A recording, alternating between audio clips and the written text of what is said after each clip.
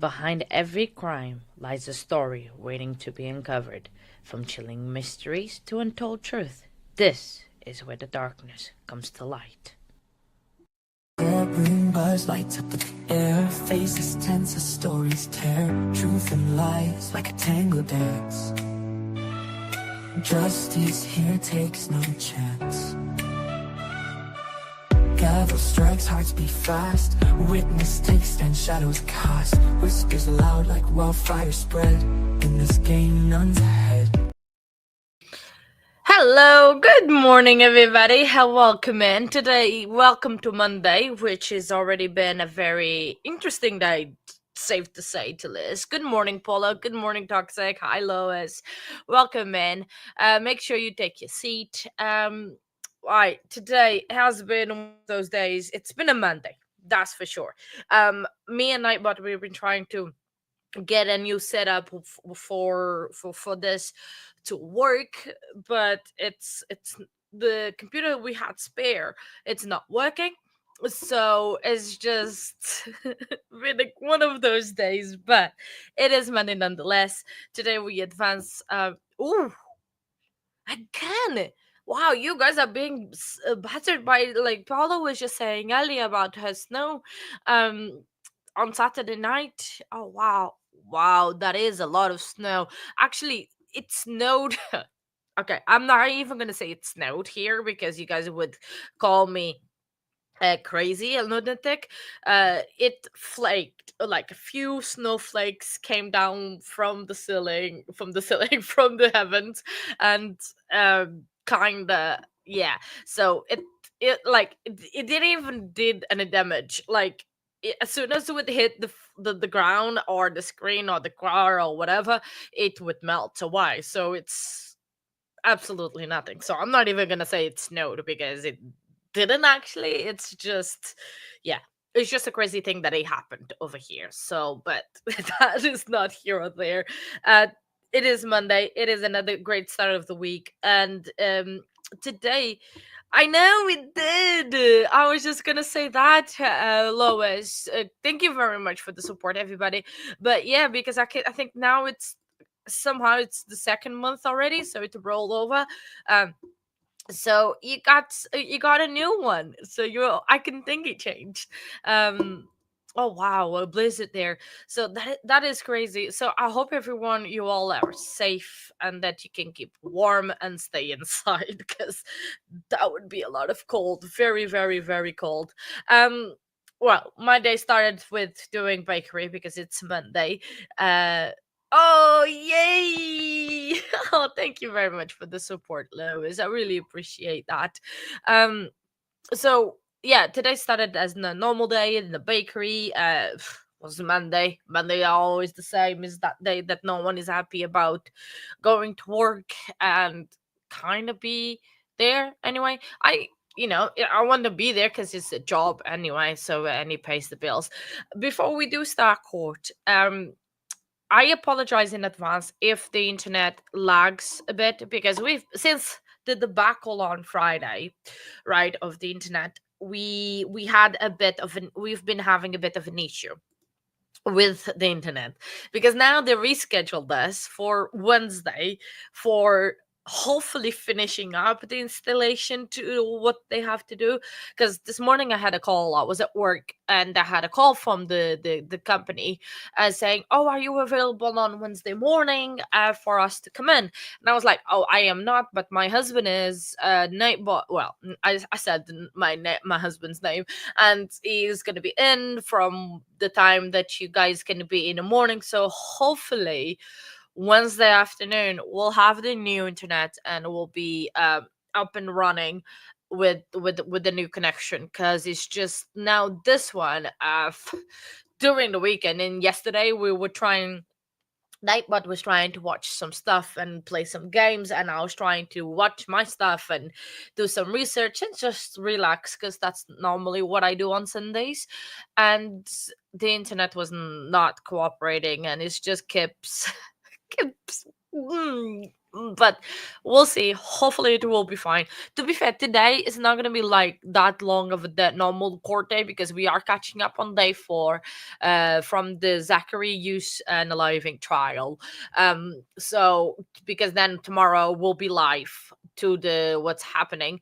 And yeah, so this is only because it's only a very short time today, because first of all we could do court hopping, but there's no court because it's President's Day in America today, so there's not going to be any courts operating or doing anything. So what we're gonna do, it's gonna do that. We're gonna check the Zachary use, and then I want to show you as well what I've been working, but it's still far from completed, because I think you guys know the Lucy Letby, the UK nurse, that oh, good morning, happy Monday, buenos dias. So the Lucy Letby trial was a very popular trial here of it in the UK. So, but it lasted, guys, it lasted 9 months. Okay, 9 months. And one of the facts is she spent 14 days in the witness stand. So what I did was I got the transcripts of the trial, right? 9 months worth of it.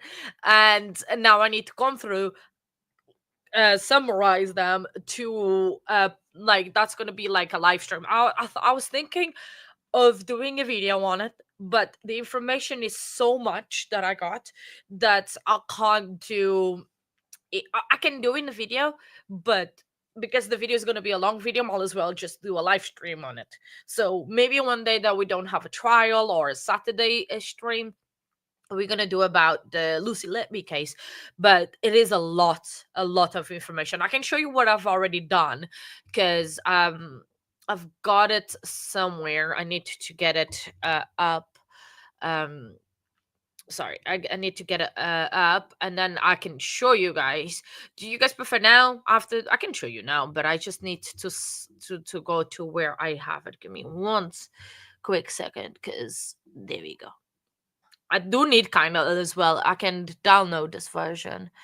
Um, because the thing is, I have this in Portuguese where because I'm doing like a PowerPoint presentation, because I found it would be the easiest way to do. Um, so, oh, morning, Pickles. Hello, good morning, everybody. I hope you all having a great Monday. And I just need to figure out how to do this. I probably should have done that before. Ah, there you go. Um, like, why is this even in Portuguese? Like, I know I'm Portuguese, but I'm like, I don't understand what you're saying. I honestly don't know. Oh, here. Okay. Finally, I found it. All right. Okay. I am downloading the thing. So now then we can just Ivan, thank you. Oh my days, you're so great. Thank you. Oh, I really appreciate it. You're gonna make me cry already. Thank you very much. Muchas gracias. I know it is Monday, Pickles. We gotta do it. It's gonna be a good week. It's yeah, it's too early. Well, not for me anymore, right? My Monday's half done, so but thank you very much. I really appreciate that. Obviously all of this is going towards to help the stream and improve the quality of it, and me having more space, because guys, if you see in my desk, it is almost chock full, because now I'm trying to get a third screen, but for the third screen I need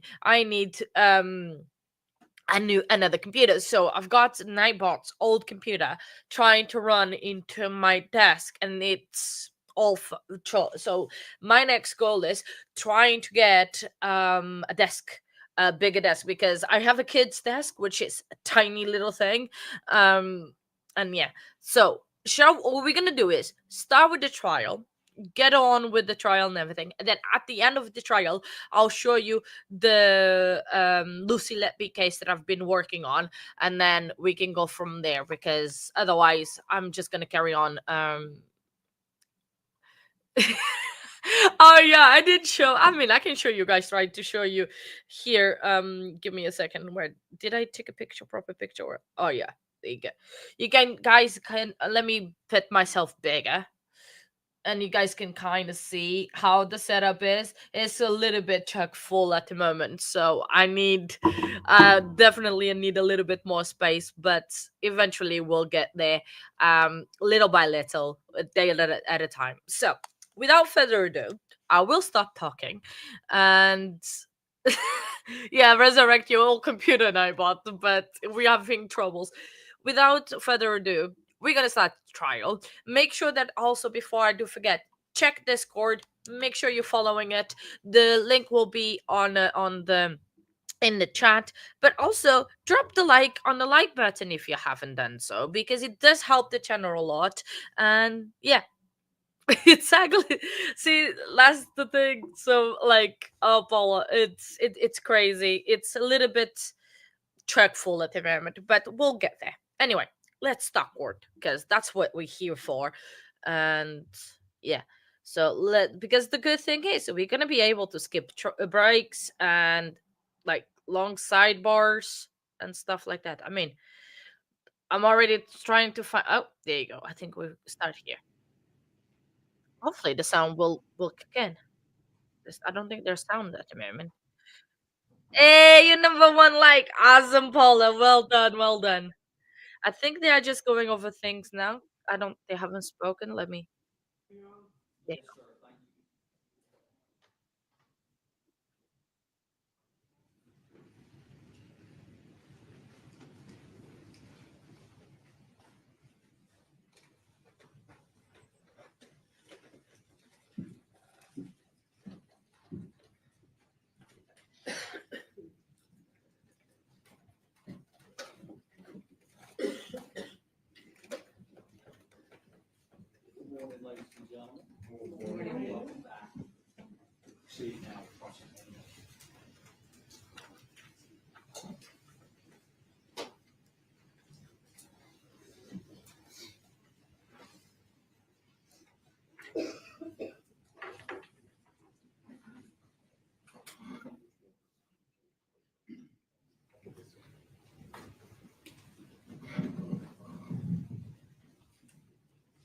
I got to make this score. Good morning, investigator. Good morning.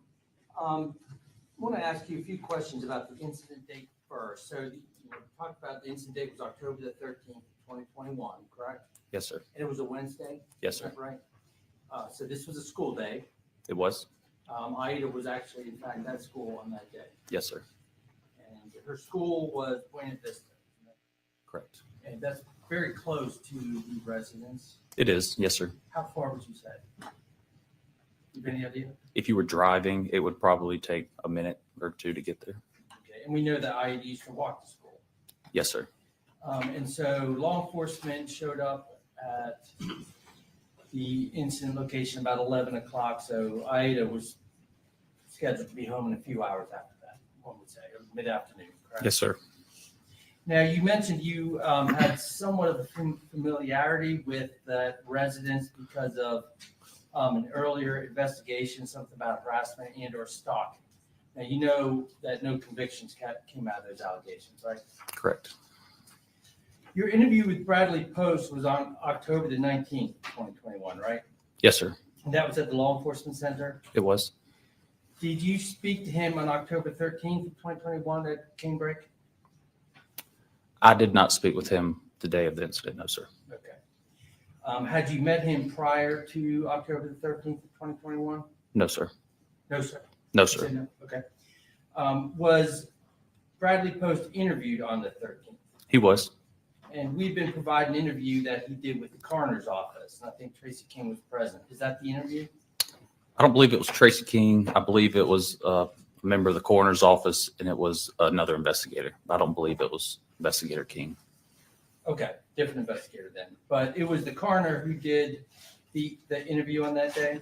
He was involved in the interview. He was in there with an investigator. Yes, sir. Have you watched the interview? Yes, sir.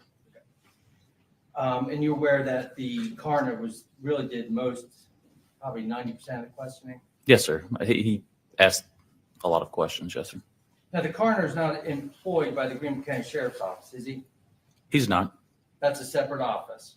Yes. The coroners are not tasked with investigating a potential crime, are they? That's not their primary. No, sir. So the primary concern is determine cause and manner of death and provide necessary information to family members and things like that. Yes, sir. To locate a next of kin. Yes, sir. So Bradley Post was a suspect on that day, right? Just like anybody who would be a close fiance or spouse or something like that. That's just a natural suspect. He was someone that we definitely wanted to talk to. But he wasn't interviewed by Greenville County Sheriff's Office investigator on that date, was he? Not by anyone from the homicide unit. No, sir. And the buccal swab was collected from him on what date? I believe it was that day, the 13th. And was Lieutenant Parcell's phone taken on that date? No, sir. When was Lieutenant Parcell's phone taken? It was not. It was not taken. No, sir. A buccal swab was taken from her, though, correct? Yes, sir. And that was on October the 15th of 2021? Yes, sir. The 15th. And what was the reason then for taking the buccal swab? So we could have something to compare and to, trying to think of the word, exclusions. Obviously, obviously Miss Tina lived there. So we knew that her DNA was going to be all over things in the house. Okay. And so the buccal swab was taken October 15th, 2021 at the Canebrake house? No, sir. When I met with Tina to get her buccal swab, it was not at the Canebrake house. Where was it? It was at a friend's house. Okay, but you did meet with her and Bradley Post on October the 15th at the Canebrake house? I did. Yes, sir. Okay. Now, Bradley Post's phone was not collected by law enforcement on October 13th of 2021. Is that correct? That's correct. And are you aware now from your investigation, by looking at the body cameras of other officers, that he was deleting photographs from his phone while waiting for law enforcement to arrive? I'm not aware of that. No, sir. No. Did you watch all the body cameras? Oh, I believe I did. Okay, so you don't remember that, him saying that? I don't recall that. No, sir. But he certainly had the phone from the incident date until October the 19th of 2021 and had every opportunity to delete, manipulate his phone in any way. Right? I know that he had possession of his phone until the 19th. Yes, sir. Okay, now, on October the 15th of 2021, you spoke with Bradley Post at the Canebrake residence, Yes, sir. and you mentioned Tina Parcell was also there. Yes, sir. And what you spoke to Bradley Post on that day? I did. Was your conversation with him recorded? I don't believe it was. No, sir. And at that time, Bradley Post asked you whether Ms. Parcells had been wearing her engagement ring, right? He had brought it up. Yes, sir. Okay, so He had asked about the ring. I'm sorry. He asked about the ring. Yes, sir. Okay, so presumably he didn't. If he had to ask you if she was wearing it, he didn't know. Correct. Okay. And he asked for the ring back. I don't remember if he asked for the ring back. I know that he just wanted to know if she had it, if she was currently wearing it. And he told you at that time about the clone that he had of Christina Parcell's phone. Did he not?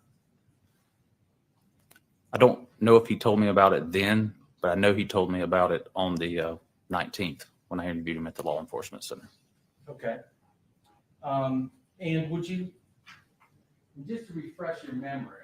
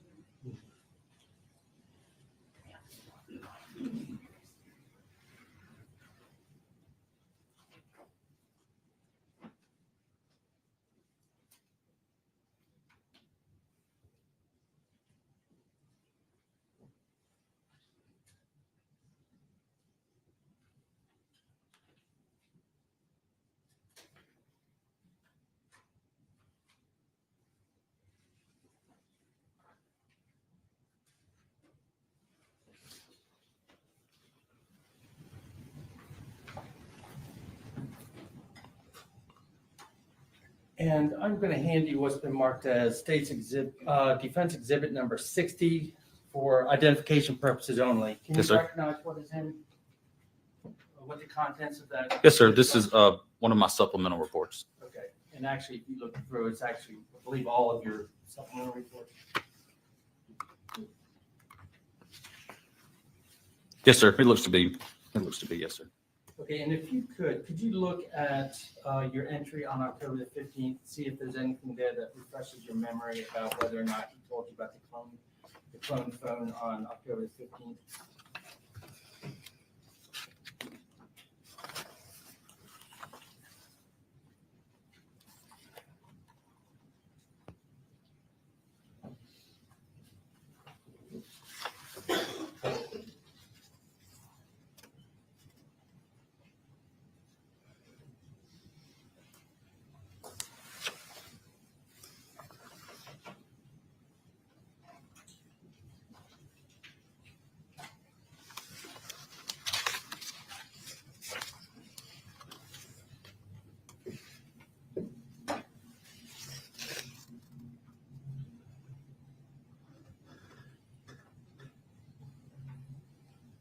Okay. Yes, sir. He did.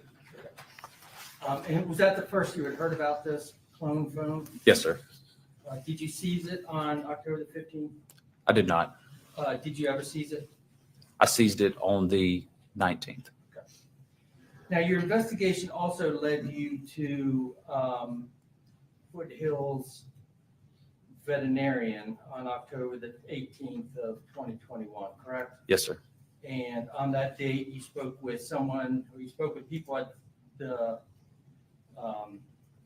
at this facility where Ms. Parcell had worked? Is that Correct. Yes, sir. right? And is that where you learned that she had been working part-time Yes, sir. and that she had not worked in some 3 weeks since September the 23rd, 2021? Yes, sir. Let me ask you some questions about the October 19th interview with Mr. Host. Where did that interview take place? At the law enforcement center in our interview room.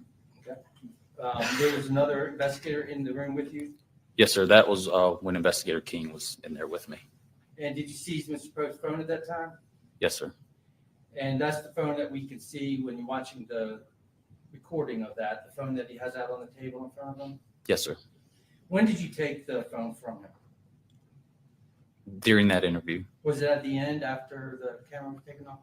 Yes, sir. It was near the end of the interview. Yes, sir. Okay, and you also followed him to his car and took possession of the clone phone, correct? I did. So he knew to bring it with him on that day, or had you asked him to bring it with him, or how did it happen to be in his possession? Do you remember? I don't remember if on the 15th when he told me about it, I asked him to bring it or not, or if he just brought it on his own, assuming I may would like to look at it. Okay. But that was the phone then that mirrored everything that was being done on Ms. Parcell's phone, correct? Yes, sir.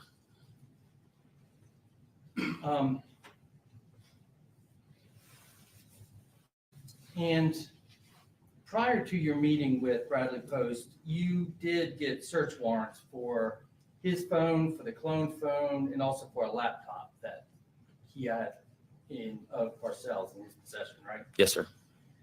And then you gave Post's phone and these items to someone else with the Greenville County Sheriff's Office, I did. and that was Charlie Cunningham. Yes, sir. While those phones were being extracted, was Post allowed to leave the sheriff's office? Yes, sir. He left. And he went to his home, Yes, sir. That's where the laptop was. and the officers went and got that phone? His attorney came with him and he went inside, grabbed the laptop and brought it back out to me. That's all. That's the only thing I needed from the house. Now, there's been testimony in the case that on October the 19th of 2021, Aida Mello was taken into emergency protective custody. Is that correct? I believe so. Yes, sir. Did you participate in that? No, sir. Were other officers with Greenville County Sheriff's Office participating in that? Not that I know of. So it wasn't the sheriff's office who did that?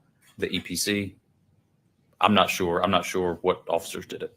Okay, but it was the sheriff's office, right? Wasn't Dan Bevel the one who was leading that investigation? I know he was leading an investigation. Yes, sir. So you weren't consulted about that prior to them going out there? I remember being told that she was being EPC. placed in emergency protective custody. Now we heard testimony yesterday from, maybe been the day before, I don't remember, but from a man named Michael Manigault, or Manigault, I'm not sure how it's pronounced. How did you come across his name? From Investigator Bevel. Now, you had an interview with Lieutenant Parcell on October the 13th of 2021, I did. and that was recorded, correct? Yes, sir. And as lead investigator of the case, obviously you're just trying to get all the information, so you asked some very broad and open questions to try to find out as much as you could, correct? That's correct. And one of the questions you asked at the 20-minute mark of the interview, you asked Ms. Parcell about where everybody stayed in the house. And is it true that she told you that Aida's room was being used as a playroom and that she slept in Christina's bed? I don't specifically recall that, but obviously I recorded the interview, so if that's what it states, then that'd be correct. And do you recall that at the 23:45 mark, she told you that Bradley Post was at the house every day? Objection, this is hearsay, Your Honor. It's just asking about the two things. First, prior inconsistent statement, and also it just goes to It's a prior consistent statement of Tina Parcell. Yes. Tina Parcell. Yeah, I'm gonna sustain the objection. Now, you've already testified that you spent a great deal of time on October 13th, or that the sheriff's office spent a great deal of time canvassing the neighborhood to learn if anyone had cameras or if anyone had seen anyone suspicious. Isn't that right? Yes, sir. Did you handle any of that, or was that up to the uniform officers and other officers to handle? It was mostly other investigators. Yes, sir. And obviously, this was very important, correct? Because at this time, you didn't have you didn't know who had done this, so you're trying to gather all the information that you can. That's right. And so officers would be looking for information, whether anyone had seen someone suspicious or knew the neighborhood, and whether they could identify that person. Yes, sir. And if an officer had found someone in that position, as lead investigator, you would have been informed about that, correct? Yes, sir. And you would have done a follow-up interview with that person? If someone had come to me and said that someone needs to be spoken to, is that? Well, if an officer came to you and said, listen, we have somebody at, 105 Canebrake who says they saw a person's face and thinks they could identify that person, you would have been. I would have. Yes, sir. And as you develop suspects, you would have gone to that person with a photo lineup to see if they could identify the suspect? Yes, sir. And that never happened, did it? It did not. So you never went to anyone in Canebrake with a lineup, including Brad Post or Alex Fields or Zach Hughes, isn't that correct? That's correct. And that's because no one had ever said that they had seen a face of the person on the bicycle. Yes, sir. So what led you all to go to Donna Gorman's house in October of 2024, over 3 years after the incident? We went there because as we were reviewing the case, preparing for this, we had realized that no one had ever shown her a picture of a bicycle. So we wanted to take that picture up there and let her see it and ask her if that's who she remembers seeing. And she had been spoken to on October the 13th, had she not? Yes, sir. Riley Stokes? Yes, sir. It was Investigator Stokes. And Riley Stokes never came to you and said, listen, we found somebody who can identify the person on the bicycle, right? That's correct. And so when you went, well, let me ask you this. During those 3 years, between October of 2021 and October of 2024, Zach Hughes' picture had been shown on the news and the newspaper and other places, social media, numerous times. Isn't that right? Yes, sir. And in that picture that's shown in the media, he looks quite similar to how he looks now, right? With a full head of hair and a beard. I believe so. Yes, sir. In October 13th of 2021, Zach didn't even have facial hair, did he?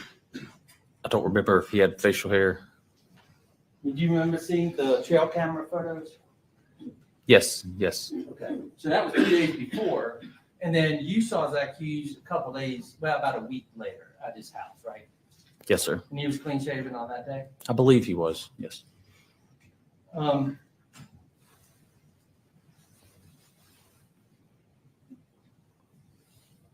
And October 28th of 2024, is that when Ms. Gorman said she saw the face of the person on the bicycle?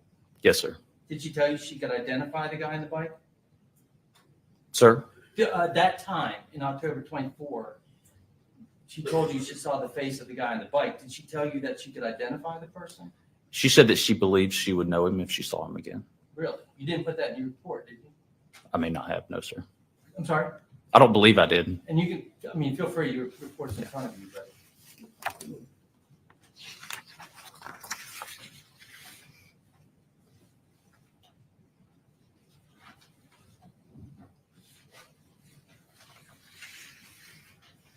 No, sir, I didn't put that in there. And you would agree that identification of a person in a case like that is very significant, is it not? Yes, sir. Did you show her a photo lineup? I did not. You did mark in your report that she told you that she would not be able, or she would be able to say it was not Bradley Post on the bike, right? Yes, sir. Okay, now your theory is that Zach drove the morning of October 13th from the Mountain House, which you've heard testimony is about an hour away from Canebrake. And in the summary that you provided, you say that he turned his phone off so he couldn't be tracked at 7:45. So if Zach Hughes left the house at 7:45, there's no way that Zach Hughes could have been there at 8 to 8:15 to be seen by Ms. Gorman, is there? No, I didn't say that he turned his phone off. There's no activity on his phone. Okay, no activity. Okay. How many ring cameras and surveillance cameras do y'all have that showed the guy in the bicycle? From specific locations, I know that we have one. We have three, and there was one of the locations has multiple cameras. Okay. And the guy in the bicycle is not picked up by any cameras at 8 or 8:15, is it? No, sir. And that is a good hour to hour and 15 minutes before the person is seen entering Canebrake, right? The 122 Canebrake. Yes, sir. How close is Miss Gorman's home to 122 Canebrake? It's fairly close. Like Across the street and over a couple so houses. on a bike, would it be less than a 5-minute ride, would you say? From Miss Gorman's house to 122? Yes, sir. Okay. And the person on the bicycle was not wearing a hoodie, was he? It didn't appear that there was a hoodie. On November the 9th of 2021, you met with Tina Parcell for the purpose of collecting some items from her that she had found at the Canebrake residence. Isn't that right? Yes, sir. Yes, sir. Okay. And one of those items was a blue USB thumb drive that she had found in Christina Parcell's room. Is that right? I don't remember where she said she found it, but I believe she did bring me a thumb drive. Did y'all examine that thumb drive? Yes, sir. Did you yourself or did other officers? You know? I believe I did it. I want to ask you a few questions related to the harassment investigation. And so you're aware that one of the documents in the packages that were mailed was an advertisement for an escort site, correct? Yes, sir. And you are aware that Christina Parcell did have a past that. Objection, Your Honor. Sustained. Your Honor, this was brought up by the state. They're the ones who introduced this evidence, and they're.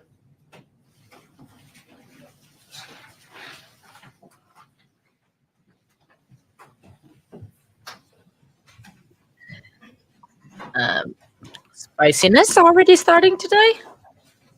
I think we should have been counting the things because we can only see the witness. I will keep the glasses thing. It's one less work that I have.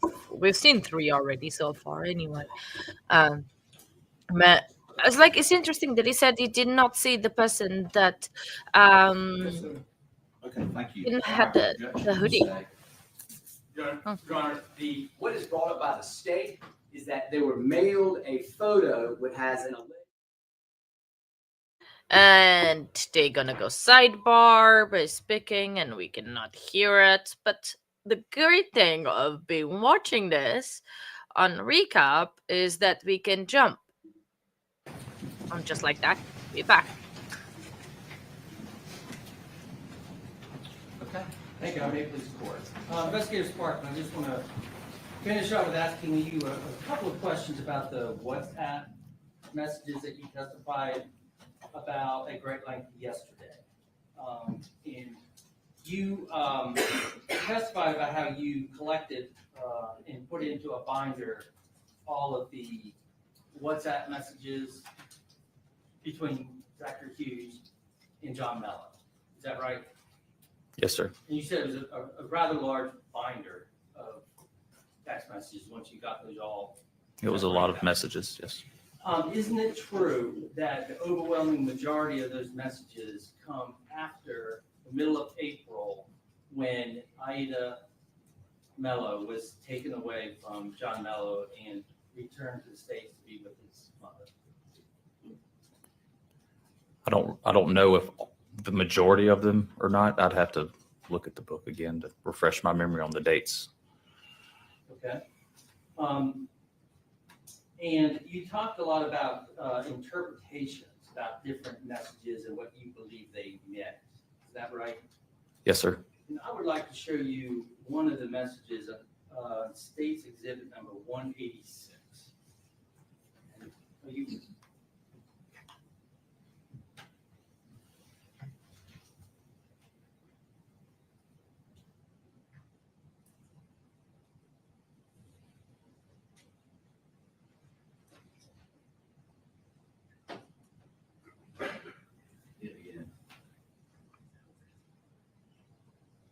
Okay. All right, you able to read that? I could read that, yes, sir. Okay, thank you. So this is against State's Exhibit 186, and I would just want to point your attention to the one that's the second message on the left on that page.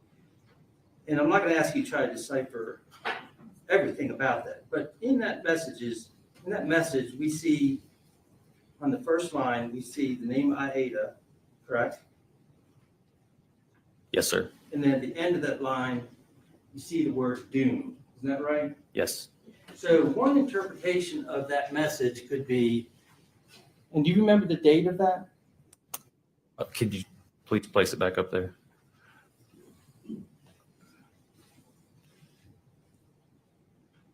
The 13th, October 13th. And one interpretation of that message could be that John Mello believed that his daughter, now being returned to the States to live with Christina Parcell, meant that she is doomed. I think there's way too many words in there for me to say that. I will agree that those two words are in there.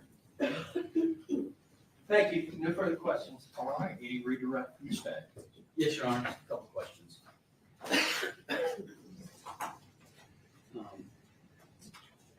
Mr. Moore asked you about the coroner's assistants in this particular case.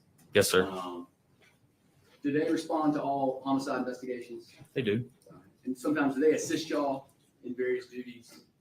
They do. And don't they have their independent investigative authority under statute as well? Yes. Now, Mr. Morgan discussed the clone phone that Brad Post had. All right, so explain to this jury Christina Parcell's phones that she had. So the one we refer to as the clone phone, that's a phone that Mr. Post kept that he basically signed into her Apple using her Apple ID and password when he says cloned. So everything that she does on that phone is not cloned. So he'd be able to see the stuff typically that Apple backs up. Like if you restored your phone from iCloud, emails, contacts, certain text messages and phone calls. That's how that phone was set up. And he also had Life 360 on her as well. Yes. He had the Life 360 app and she was a part of his group. They could see each other's locations. And did you review the downloads of the phones of Christina Parcell? Yes, sir. And you reviewed all of them? Yes, sir. All right. And in any of those phones, is there any communication with Zach Hughes? No, sir. Is there any email, text message, WhatsApp, Signal, whatever, any kind of application that you saw, any conversations with No, sir. anything related to Zach Hughes? No, sir. All right, they asked you about Donna Gorman. Yes. And so when did Riley Stokes speak to Donna Gorman? I believe it was the day of the incident, the 13th. And at that time, had y'all located or did y'all have possession of the photos of a suspect leaving on a bicycle at Cambridge neighborhood? We knew of the footage, but we weren't able to get possession of that until the following day. And then Master Deputy Wolf testified that he went back on the 19th and spoke to her. Yes. And you recall what his testimony was? Are you aware that he showed her a photo of a bike? I don't recall if he showed her a photo of the bike or not. I don't believe so. Okay. And so, and then 3 years later, are you working with the solicitor's office on preparing this case? I am. And did you make a decision that you needed to talk to Donna Gorman? Yes. And when you went out there and talked to her, did you take down what she told you in a report? Yes, sir. And did you show her a copy of the individual on a bike? Yes, sir. Did you ever show her any photos of Zach Hughes? I did not.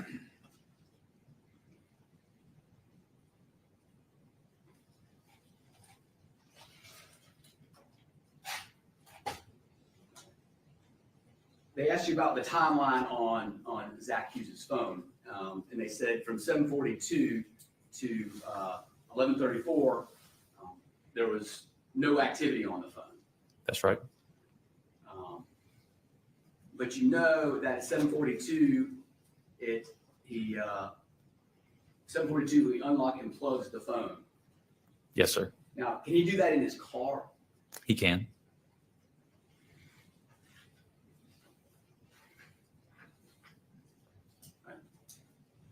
No further questions, Your Honor. All right, the angry cross. Just a few follow-up questions. What is Life 360? Life 360 is an application that you can download on your smartphone, and you can invite people to join your circle. You see each other's locations. So it's just sharing your location with other persons? Yes. Is there anything else significant to that?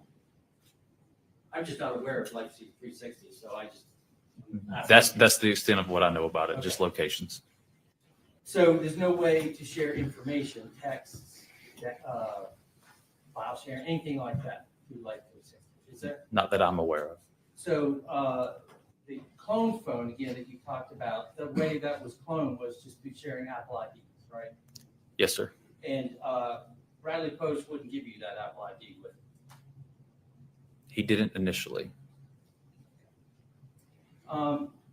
So you said Investigator Wolf went back and spoke to Donna Gorman. Yes, sir. When was that?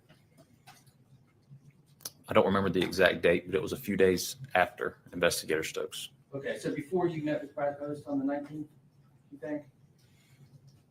I don't recall. It was close to that time. Within a week or so of the incident? Yes, I'd say that. So neither Riley Stokes nor Investigator Wolf came back and said, we have a person here who says they saw the face of the person on the bike and thinks they can identify. That's right. So nobody ever went out there because she never told you she could to show her a photo lineup, right?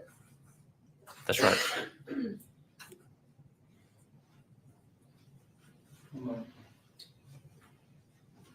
Nothing further. Thank you. Any reread? Direct. No, Your Honor. Okay, you may step down. Thank you, sir.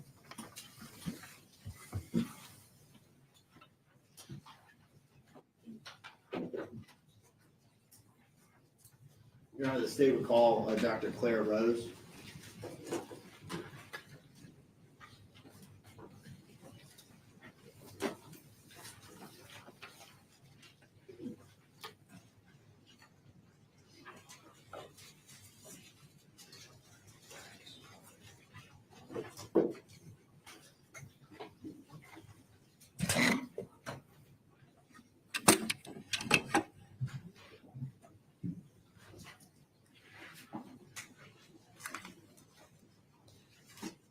Please place your invitation. Oh, sorry.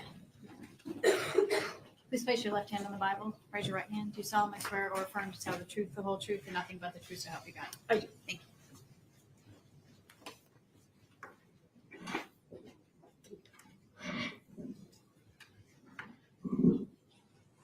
Please state your name for the record. My name is Claire Rose, C-L-A-R-E, C-L-A-R-E, and then last name spelled R-O-S-E. Dr. Rose, good morning. Morning. Actually, just scoot up just a little Oh, I'm bit. sorry. You pull the microphone a little bit closer just so the jury can hear you. Thank you. Dr. Rose, could you tell the jury where you're employed and what you do for them Sure. currently? So I'm currently employed at the Greenville County Medical Examiner's Office, and I'm one of the medical examiners there. And what kinds of things are part of your duties as a medical examiner with the sheriff's office? As a medical examiner, I perform autopsies on deceased individuals to determine the cause and manner of death. Could you talk a little bit about your education and background that led you into taking this role? Sure. So I did my undergrad at the George Washington University, where I received a degree in biological sciences. Following that, I did a 4 years of medical school at the Medical University of the Americas. Following medical school, I did 4 years of residency training in anatomic and clinical pathology at the University of Knoxville, the University of Tennessee Medical Center in Knoxville, Tennessee. Following residency, I did 1 year of fellowship training in forensic pathology at the Milwaukee County Medical Examiner's Office in Milwaukee, Wisconsin. And how long have you been a medical examiner for the sheriff's office? I started working here in August of 2021, so about 4 years now. Okay. So you were in that role in October of 2021? Yes. And to get in that role in October of 2021, you spoke to your education, but did you undergo specialized training specifically for the purpose of conducting autopsies? Yes, so after I completed my residency training, I took a qualifying examination and became board certified in anatomic pathology. Then after I finished my fellowship training, I took another qualifying examination and became board certified in forensic pathology. And approximately how many autopsies have you conducted since starting your role with the sheriff's office? I have done approximately 1,500 autopsies. At this time, the state would move to qualify Dr. Rose as an expert in forensic pathology. No objection. All right, without objection. He is qualified as an expert.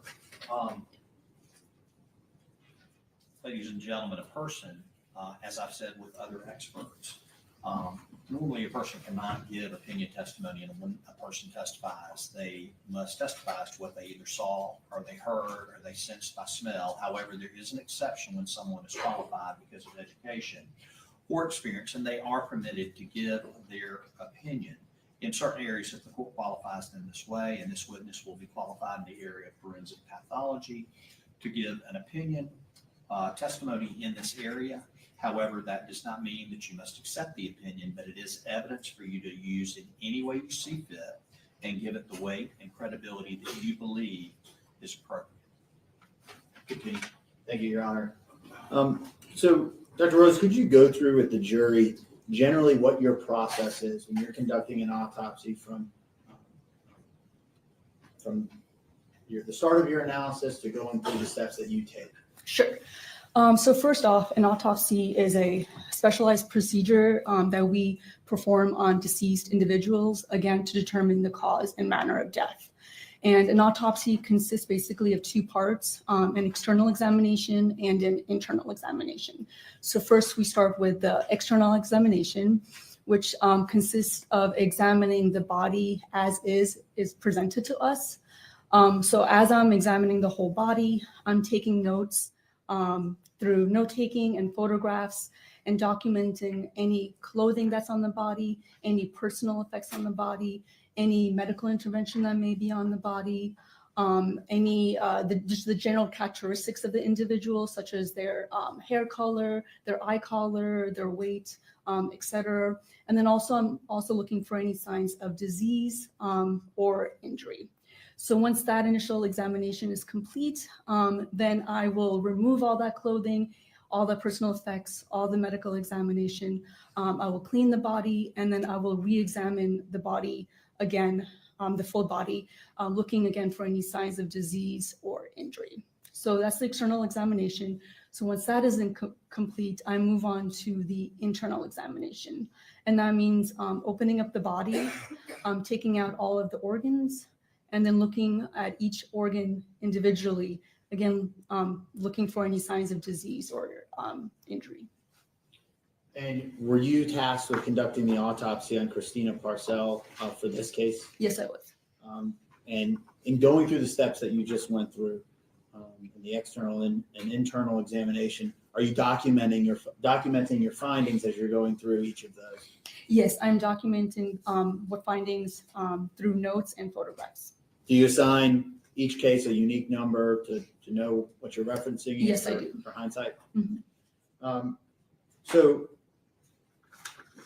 also in conducting your autopsy, do you put together a diagram or a picture representation of your findings of injuries? Yes, I do. Okay. Speaking generally as to your external examination of Ms. Parcell, well, let's back up before that. Before you begin your autopsy, are you apprised of general circumstances and the nature of how an individual is found and brought to you before you conduct your autopsy to give you some directive of where to go from there? Yes, so in this particular case, when I arrived to work, I was made aware of Ms. Parcell. I would object to hearsay if she's going to talk about a statement someone else told her. I can rephrase, Your Honor. Such thing, the objection. Just generally, Yes, you're I'm- apprised of those Yes, I circumstances? am. So speaking to your external examination of Ms. Parcell, what jumped out at you as you were going through there to mark of significance in your report and in your findings? So I found that there were 35 sharp force injuries to Ms. Parcell. Okay.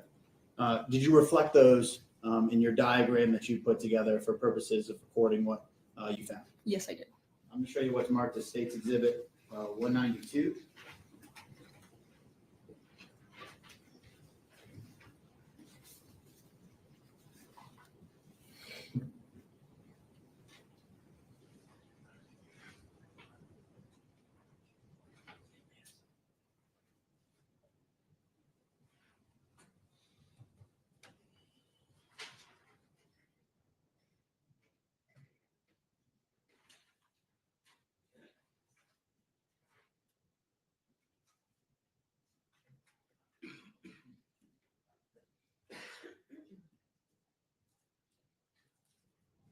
I'm going to show you State's 192.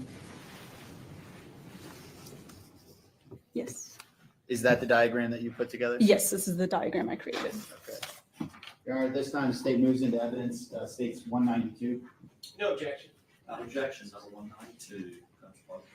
Dr. Rose, speaking to how you received the body before you start conducting your autopsy, are there protections put in place to preserve what might potentially be collected as evidence at the time of the autopsy and maybe even down the road? Sure. So the body is placed in a body bag and sealed, preventing from anyone getting into the bag. Also, handbags are also placed around both of the hands to preserve any evidence that may be present. Okay. But otherwise, the body is brought to you as is from the time it's found. Yes. That's important to preserve for any findings that you may make or anyone afterwards. Is that Yes. right? And while you're conducting this autopsy, is there a forensic technician with the sheriff's office with you to collect evidence for purposes of the case? Yes, there was one forensic technician present during the autopsy of Ms. Parcell. Okay. I want to go through with you some findings that you made on State's Exhibit 192 as it related to Ms. Parcell. I'm going to start.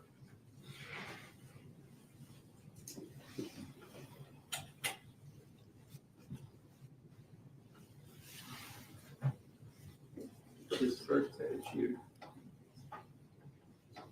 Starting with the top. You identified Ms. Parcell on this document, Yes. and then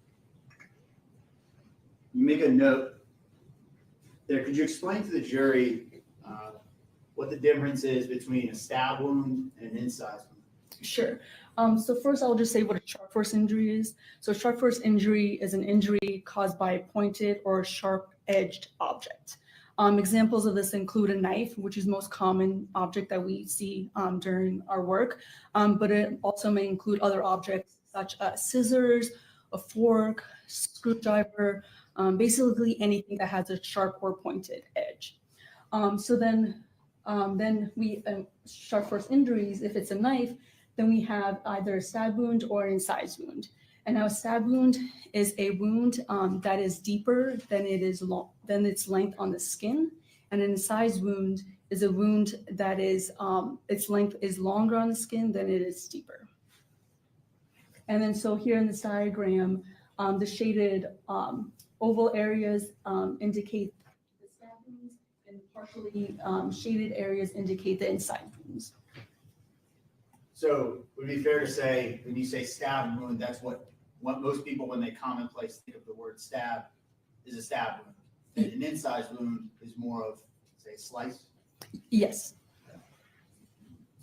And approximately how many sharp force wounds were located on Ms. Parcell's body as it relates to her torso and her arms? So to her torso and her arms, there were a total of 9 sharp force injuries, and I can quickly just go through Sure. each of them. So starting with the stab wounds, Ms. Parcell had 1 stab wound to the top of her shoulder and 1 stab wound to the left side of her upper chest. Both of these wounds went through the skin and penetrated the underlining soft tissue. Then you have another stab wound to the left breast. This wound went through the skin, the underlining soft tissue, and penetrated the chest cavity and superficially penetrated the left lung. Then we have the 4th stab wound, which is to the left side of the mid-back. This wound went through the skin, the underlining soft tissue, and just penetrated the chest cavity without injuring the left lung. So those are all the stab wounds. And then we have, well, on this one, you can't see all of the incise wounds, but you have 4 inside. Yeah, here we go. So here you see 5 incise wounds. So you have 2 incise wounds to the right upper arm, 1 incise wound to the posterior right forearm, 1 incise wound to the left upper arm, and then 1 incised wound to the posterior left pinky.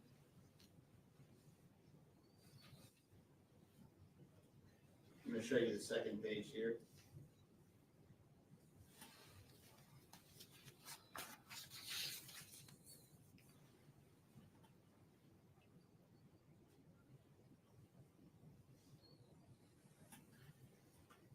Dr. Rose, as to Ms. Parcell's head and neck, how many sharp force injuries were identified in those areas? So Ms. Parcell had a total of 26 sharp force injuries. So she had 7 stab wounds and 19 incise wounds. And I can quickly go through all of those Please. too, if you would like.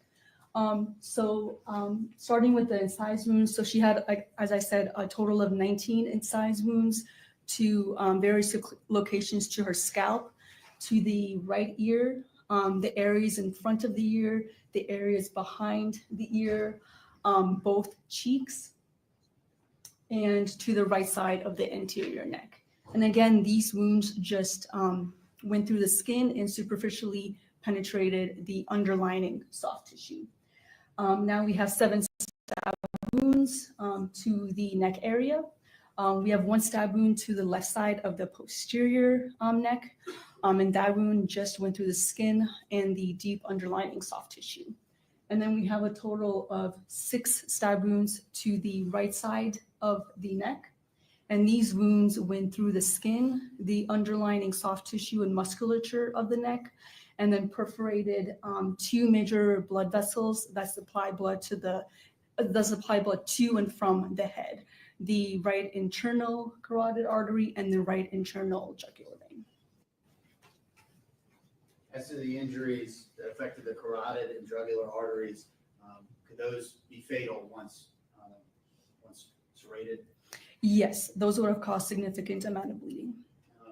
In your findings specific to these areas, the locations of the wounds, are there more wounds on the left or the right side of Miss Parcell's head and neck? Majority of the wounds are concentrated to her right side. And speaking to the how the location of these wounds and the number in significant areas, pointing you to the stab wounds on the right side of Ms. Parcell's neck here, what would you say was, and when you're determining the cause and the manner of Ms. Parcell's death, which wounds brought the most attention to you? Which were the most significant in your analysis of making that determination? The most significant stab wounds were the ones to the right side of the neck. The group of 6, well, 5 and then 1 you can't see, but it's on the kind of, if you move the sheet a little bit down, you will see 1 stab wounds to the right side.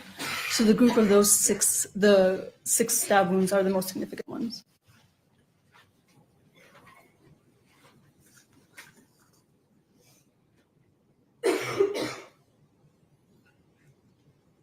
Dr. Rose, could you explain to the jury what blunt force trauma is? So blunt force trauma is just injury to the body that's caused from the body impacting an object or the body impacting an object. Did you observe findings of blunt force trauma as it relates to Ms. Parcell? Yes, I did. What were your significant findings there? So Ms. Parcell had contusions or bruises to the left side of her face, her anterior neck, and 1 contusion to her left knee. She also had tiny abrasions or scrapes to her right cheek, her neck, and her left upper extremity. She also had 2 small lacerations or tears in the skin to the right side of her forehead and to her left eyebrow. Additionally, she also had hemorrhage within her scalp and hemorrhage within the left temporalis muscle, which is just a muscle that sits just underneath the left side of the scalp. So, speaking to the findings of sharp force injuries with relation to Ms. Parcell, are you able to make any substantial findings as to the type of object used or specifics related to that object? So the appearance of all of the sharp force injuries are consistent with a knife being used. Okay. But past that, how specific can you get into making conclusions as to details of the knife, I suppose? So just on the appearance of Ms. Parcell's wounds, I can't further characterize the type of knife. And in conducting your autopsy, you didn't find any evidence that would aid you in further making a conclusion towards that effect? No. Is toxicology part of the autopsy process? Yes, it is. What is toxicology for the juries? So during the autopsy procedure, I may take samples. For example, I may take blood to run toxicology just to see if there's any drugs in her system that may have contributed to the individual's death.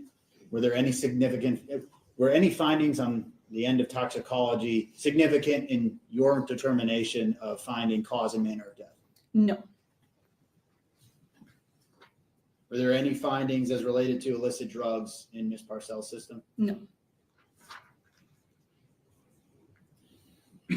Finally, Dr. Rose, what was your conclusion as to the cause and manner of Ms. Parcell's death? So the cause of death was multiple sharp force injuries, and the manner of death was homicide.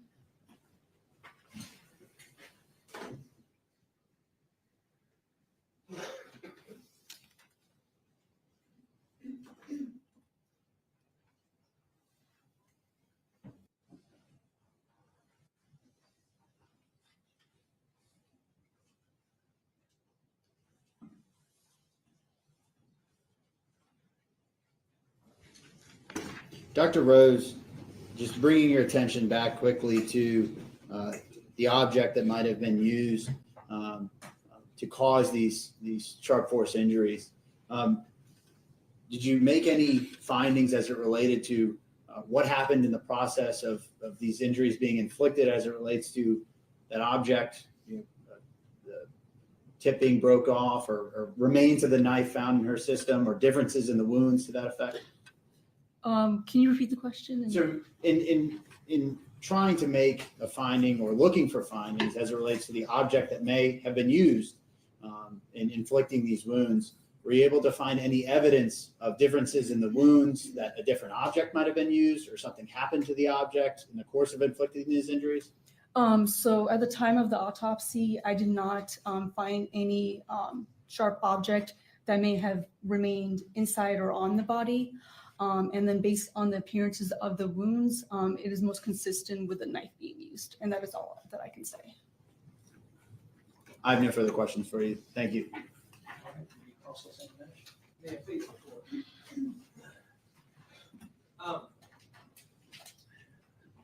Dr. Rose, when did you start? You testified you started in August of 2021. Correct. Do you remember what day in August of 2021? I do not. Okay, that's okay. You conducted this autopsy on October the 14th of 2021? That is correct. So at the time you conducted this autopsy, you had been on the job just about 2 months, right? Correct. You were asked about toxicology. Do you remember that? Yes. And isn't it true that the toxicology showed that Christina Parcell had amphetamine in her system? Isn't that true? Correct. And isn't that a controlled substance? Yes, it's a stimulant. Yes.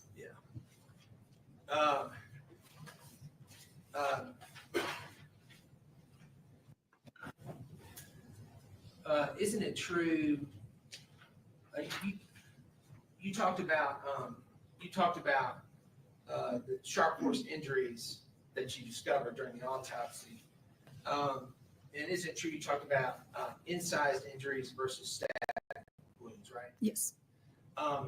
And is it true that in your report you used the word superficial or the adjective superficial prior to many of the times you referenced incised injuries? Isn't that true? Yes. Right. And you testified that these incised injuries were longer, much longer than they are deeper. Is that Yes. correct? And in fact, in your autopsy report, is it true that you didn't even calculate whatever the depth was of the incised injuries? I mean, it's very difficult because they are so superficial. So superficial. Yes. Right. And isn't it true that the vast majority of the what you call the sharp force injuries you discovered were incised wounds? Isn't that true? That is true. And in other words, those are superficial injuries, according to your own words. Isn't that true? Yes.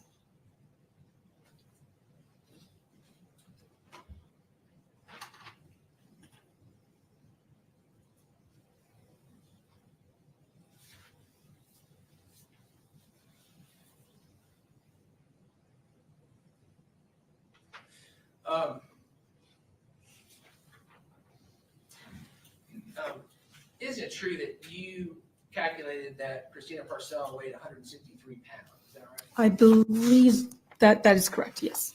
And she was wearing acrylic fingernails. Is that right? That is correct. What color were Were they? Were they red?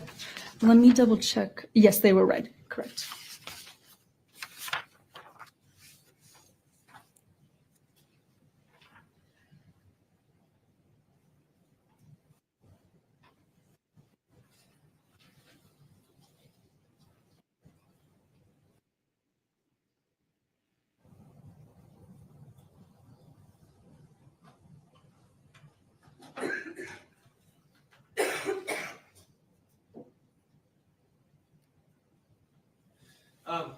One second.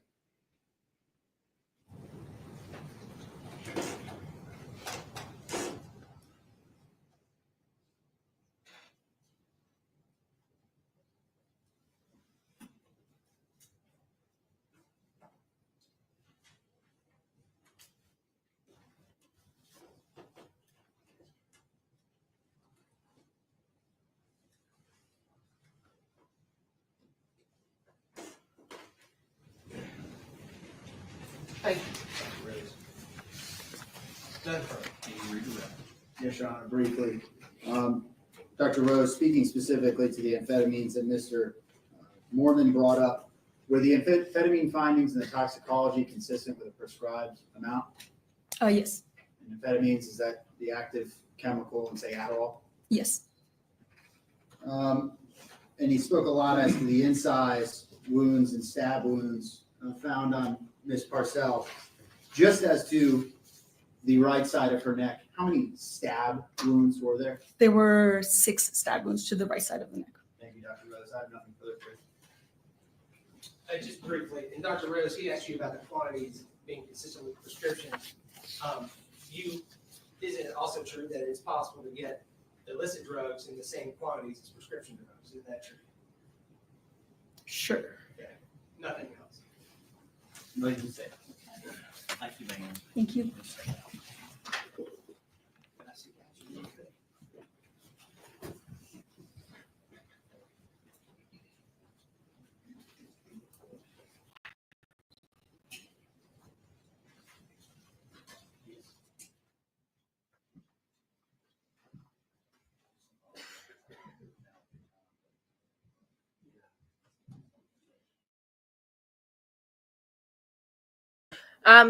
Sorry, we can skip this part because it's the good thing of being thing. And just like that, we are halfway through the day almost.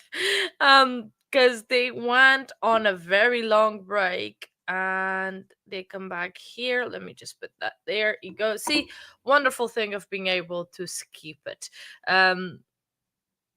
Oh, I do need all the tea. So right now, worries. Welcome back, Toxic. We are just skipping.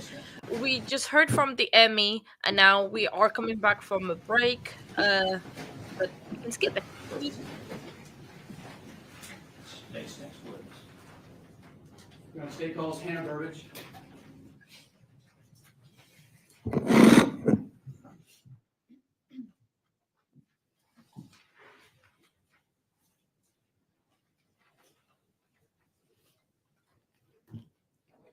Do you solemnly swear or affirm to tell the truth, the whole truth, and nothing but the truth, so help you God? Yes. Thank you.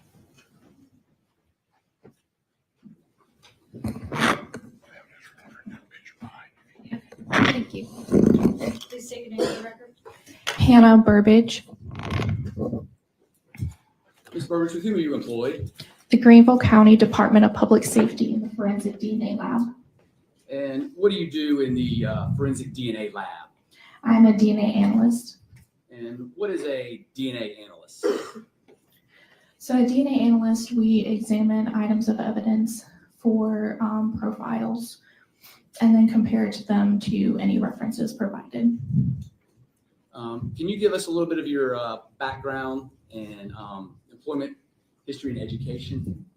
I have a bachelor's in forensic science from Carolina University, and I have been employed here about 4.5 years. And can you tell this jury more specifically, what are your duties and roles in the forensic DNA lab? So before I became a DNA analyst, I started out as their serologist. So serology is basically examining items of evidence for suspected body fluids, such as blood, semen, and saliva, as well as we can kind of find out who might have worn an item or handled an item, and then taking samples forward for DNA analysis. And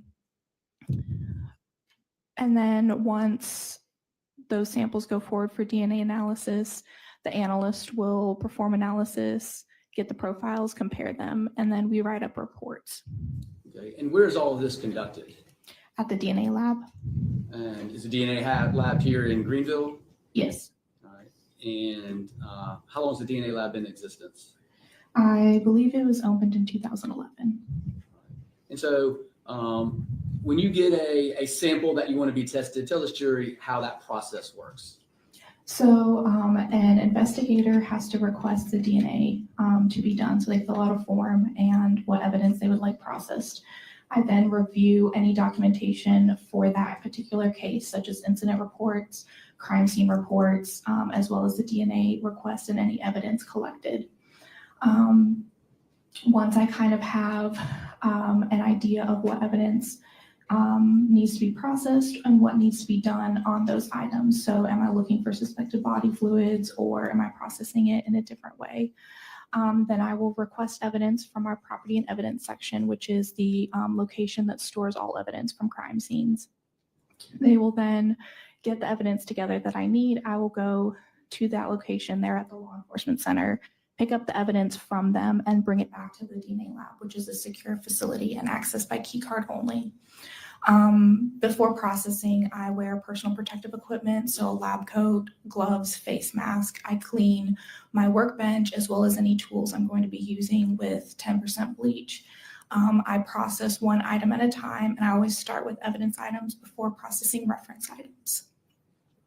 And have you ever been qualified as an expert in serology before? Yes. How many times? I believe about 6.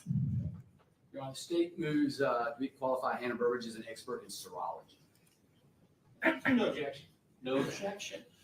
Ladies and gentlemen, as I've said with other expert witnesses, this particular witness will be qualified in the area of serology to give an opinion in that area. However, that does not mean that you must accept the opinion, but it is evidence for you to use in any way you see fit and give it the weight and credibility that you believe is appropriate.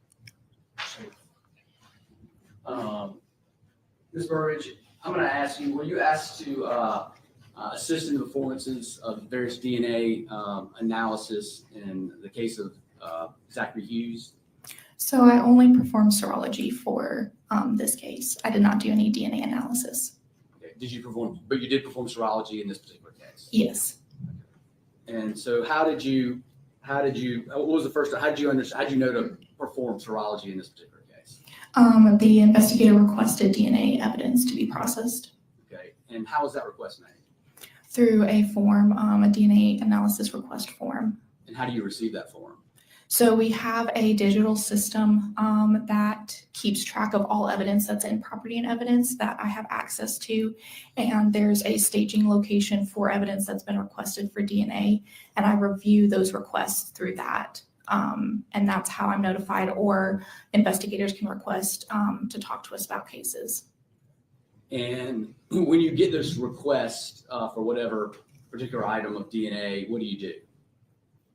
So as I said before, I review all documentation, including the incident report, crime scene reports, as well as the evidence list to kind of get an understanding of the case and what evidence is requested and how I would process the evidence that's requested.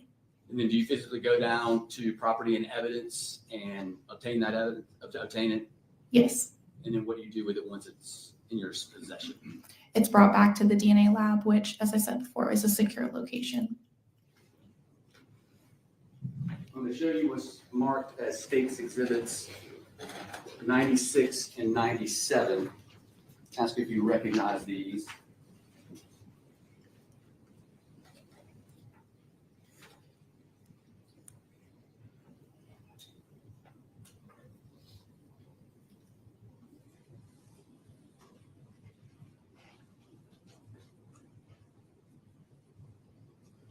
Yes.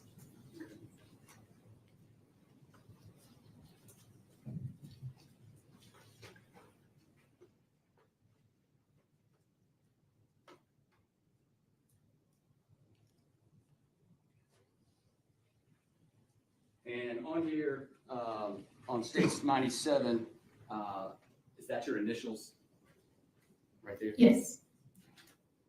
And did you go to property and evidence and obtain these particular pieces of evidence? Yes. And what are they?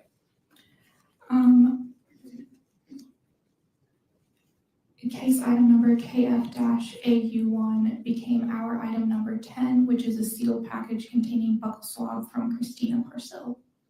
Okay. And so you said your item number 10. Explain to the jury how that happens.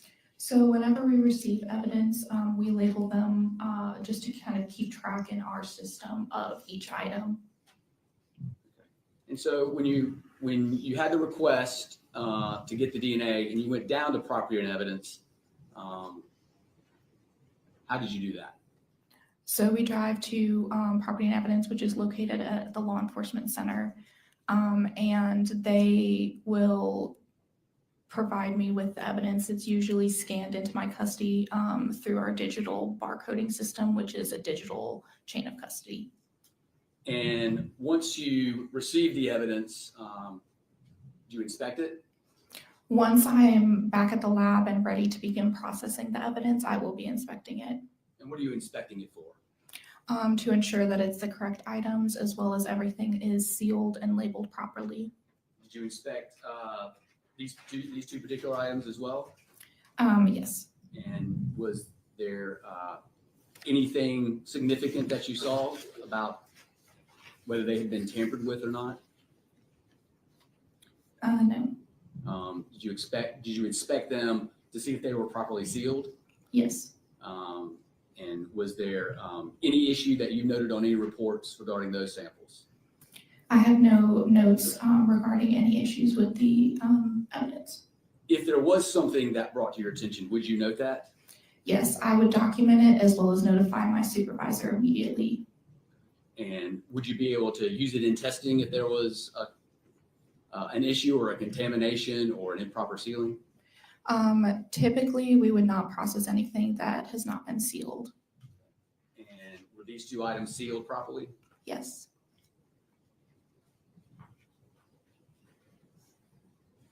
Let's show you what's marked as State's Exhibit 11.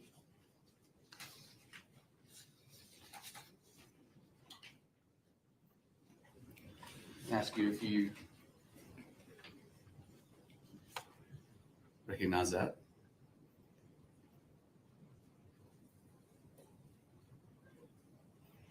Yes. All right. And is that your initials on there? Yes. And would that be when you retrieved it from Property and Evidence?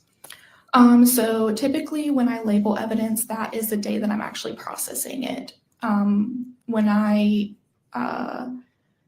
initially am going to open the evidence, I will label it with our lab number, our unique item number, my initials, and the date that I'm processing it. And did you retrieve this evidence from Property and Evidence Yes. here in Greenville? Yes. And when you retrieved it, did you notice any improper sealing or tampering with the item? No. And if you had, would you have put it in your notes? Yes.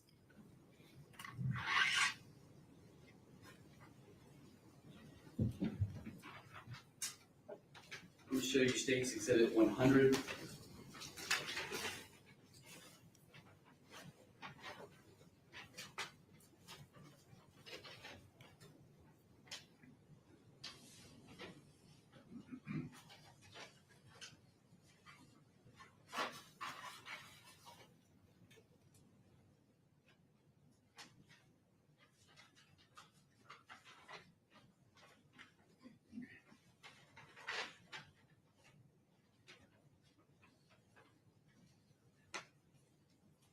I'll show you State's Exhibit 100.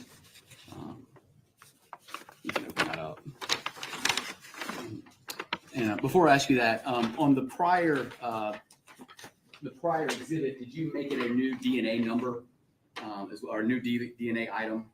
Yes. So originally case item number BW-A became our item number 11, which was a sealed package containing buccal swab from Michael Manigal. All right, now I'm showing you State's Exhibit 100.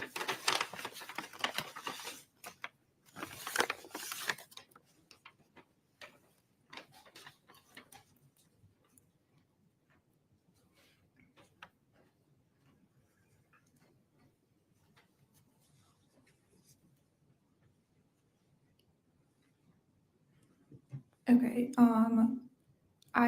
Case item number KF-N1 became our item number 12, a sealed package containing buccal swab from Zachary Hughes. This is the one that I processed. Okay, so that would be what item number? Originally, case item KF-N1 became our item 12.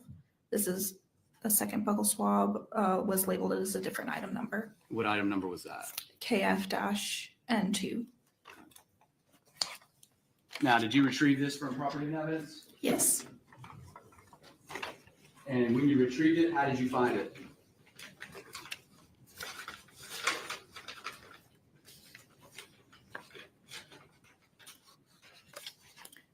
was a sealed package containing buccal swab from Zachary Hughes. Did you notice that had it been tampered with? No, Had there been any issue with the sealing that you noticed? no, So in your inspection, was it properly sealed? yes, And where did you take the sample? at the DNA lab.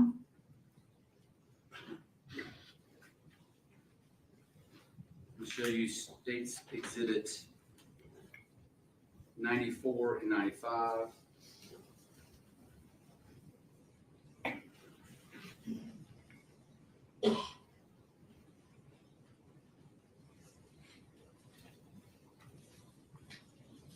Ask if you recognize these.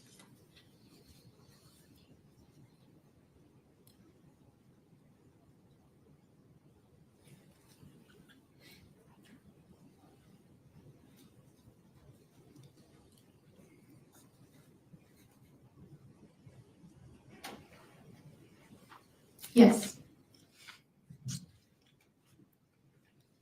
And what are these? So case item number KF-AU9 became our item 2, which was a sealed package containing fingernail clippings from victim's right hand. And then case item number KF-AU10 became our number item 3, which was a sealed package containing fingernail clippings from victim's left hand. Did you collect this from the Greenville County Property and Evidence? Yes. And do you recall how, when you obtained these items, what condition they were in? They were sealed. Any issues with them being marked, open, contaminated, or anything like that? No.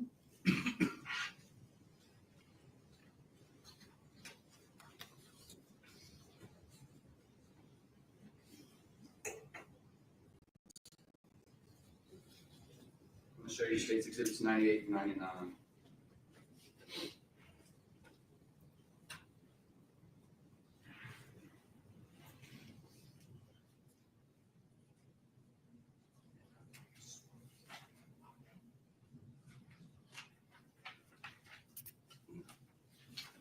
Show you States Exhibit 98 and 99.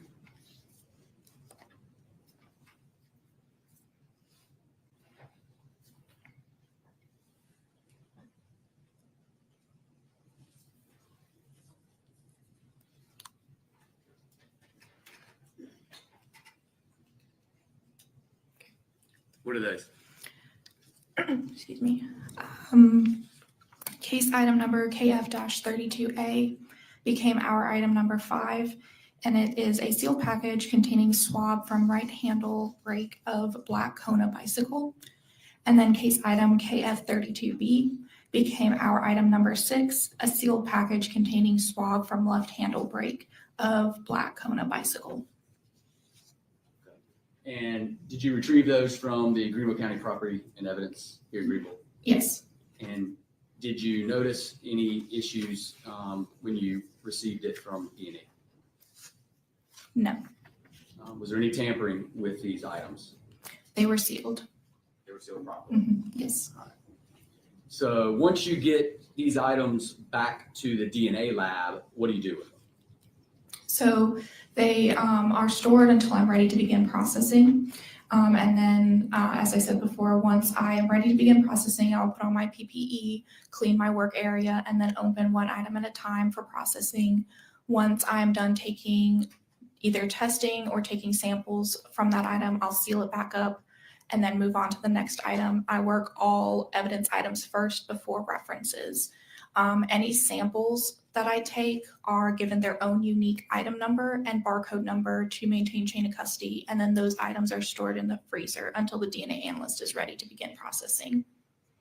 Okay, so I'm referring you to your reference number 2A and 3A, clippings of right hand, which is 2A. What did you, testing did you perform on those? Or not testing, what, the right word? Did you take any swabs of it? Yes, so for item 2, the fingernail clippings from the victim's right hand, observation revealed 4 pink fake nails. A swab of the tips of the fingernail clippings were taken for DNA analysis as item 2A. So the actual nails, I swabbed the tips of them, and then those swabs became item 2A, which were forwarded for DNA analysis. And did you do that with your item 3A, the left hand? Yes, so item 3, the fingernail clippings from the victim's left hand. Observation revealed 5 pink fake nails, and a swab of the tips of the fingernail clippings were taken for DNA analysis as item 3A. So tell this jury, so when you get these items out, how are you dressed in order to avoid contamination? And literally, what do you do? I'm wearing a lab coat, a face mask, and gloves. I change my gloves frequently, as well as cleaning my surface area, any tools that I'm using, and I clean in between items and cases. And then how do you swab these items? So for certain items, we're going to take a wet swab. So it's a swab. It looks like a Q-tip, kind of like a long Q-tip, and we will lightly wet it with deionized water, and then proceed to actually swab the areas that I'm intending to swab. And this helps pick up any skin cells that might be present in that particular area. And did you swab the your 2A clippings of the right hand of the victim? That's what I created, the swabs, item 2A. And then where do you place that swab? They're placed in DNA Freezer 1, which is where the DNA analyst will then pick them up from.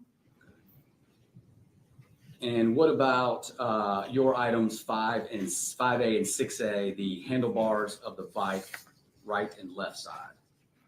So item 5, the swab from the right handle brake of black Kona bicycle, since that was already a swab, I am just taking a portion of that. So I literally cut a portion of that swab, place that sample into a tube, and that gets labeled as item 5A and forwarded for DNA analysis. And then item 6, the swab from the left handle brake, I did the same thing. That gets taken a sample forward as item 6A. And did you put that in a secure storage location? Yes, those would have been stored in DNA Freezer 1 as well. Now, in regards to your, what I'll call them knowns, which would be your 10A, 11A, and 12A, 10A being the victim's known, Michael Manigault's known being your 11A, and Zachary Hughes's being your known 12A. How do you process the knowns? So as I said before, the knowns are processed last because they're reference items. They're swabs. Buccal swabs are swabs from the inside of your cheek. So they're direct DNA references taken from that specific person, and that's what's used to compare to evidence items. So I would process them the same way by opening one at a time. Since it's a swab, I'm taking a portion of that swab, putting it in a tube, and labeling that as its own unique item number.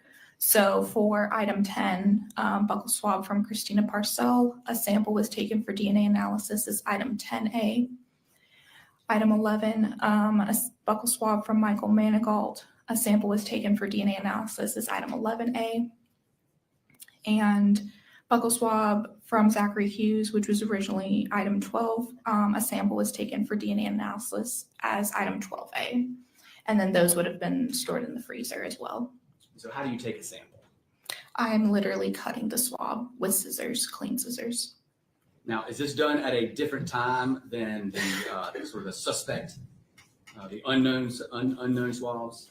Yes, the evidence items I'm processing first, and then reference items are processed last. So they're separated by time and space from the evidence items. How much time and space? Typically, it could be a few minutes to an hour. It just depends on when I'm actually processing the evidence. And then in between, are y'all cleaning? Yes, I clean in between each item.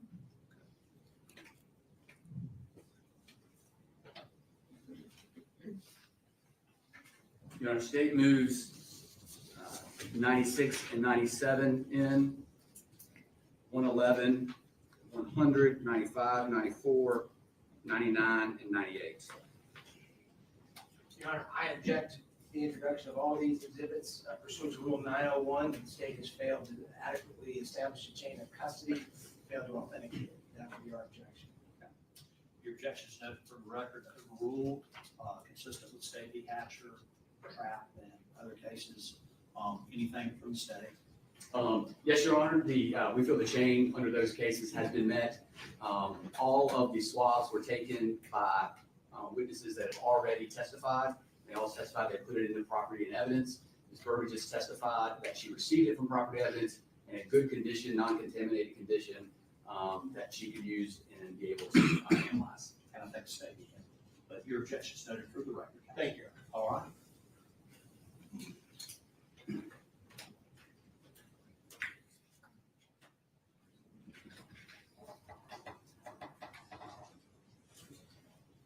Now, Ms. Burbidge, who actually did the DNA testing in this? Tim Knopfseeker. All right, and would he have handled other items? Would he have gone and gotten other items from property and evidence? I would have to refer to the chain of custody. Occasionally, I will pick up additional items later on for additional testing, but I don't actually open them and take samples. For instance, if reference items are submitted later on, I may pick them up from property evidence with my other evidence, but the analyst can cut it and take it forward for analysis on their own, and the chain of custody would reflect this. Do you recall taking any other pieces of evidence from property and evidence to the DNA lab? I have about almost 30 items that I have processed for this case. Can you check your notes? And did you take references to John Mello, Brad Post, and Alex Fields?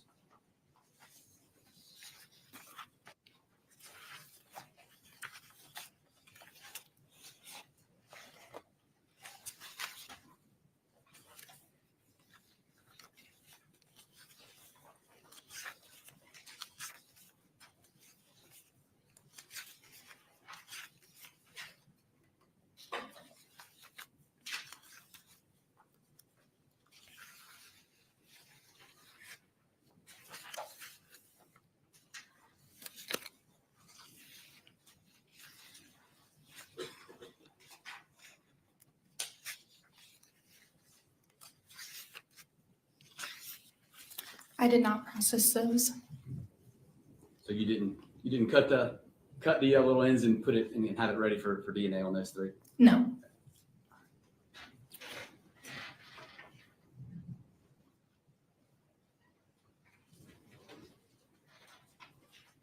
Your Honor, just for clarifications, I've got states 96, 97, 111, 100, 95, 94, 98, and 99.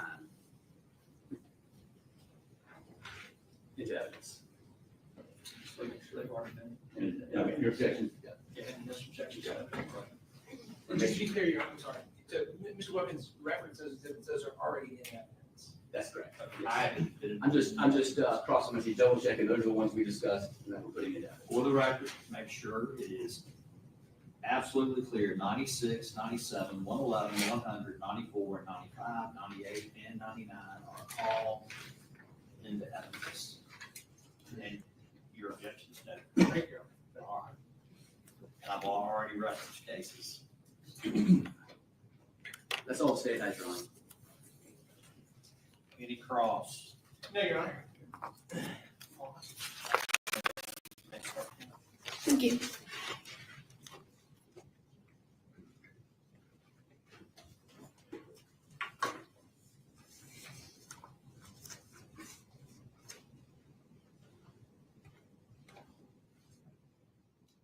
Your Honor, the state's calls Tim Knopfseeker.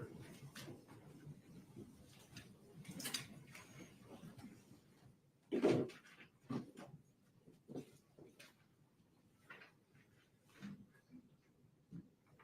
you solemnly swear or affirm to tell the truth, the whole truth, and nothing but the truth, so help you God? I do. Thank you.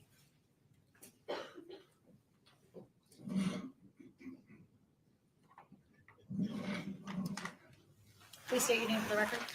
Timothy Knopfsiger Jr. Mr. Nassinger, who are you employed? I work for the Greenville County Department of Public Safety in the Forensic DNA Lab. And what do you do for the forensic DNA? I'm the DNA technical leader. And what does that mean? So I oversee the policies and procedures of the lab. I perform validations, and I also am a DNA analyst and work casework as well. Are you in charge? Yes, sir. So what is, do you get a special title or anything? DNA technical leader. That's what it is.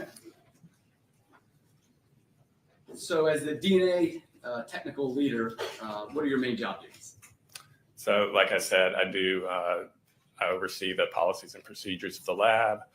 I perform validations. I oversee casework. I do casework myself. How long have you been doing that? I've been in that position about 1.5 years. And how long have you worked at the lab? I've worked at the lab for about 11.5 years. Before that, were you in the DNA world? This is my first job in forensic DNA. Tell us a little bit about your background and history. So I have a bachelor's degree in biological sciences from Clemson University, a master's degree in entomology from Auburn University. And when I was employed here, I started as a serologist, and I was trained in all the methods that we use in the lab. I also then was trained in DNA analysis methods, became a DNA analyst, and then eventually was promoted to DNA technical leader. And tell us a little bit about the training that you go through. So we do a system where we have mock evidence that we put, mock samples. There's a written exam. There are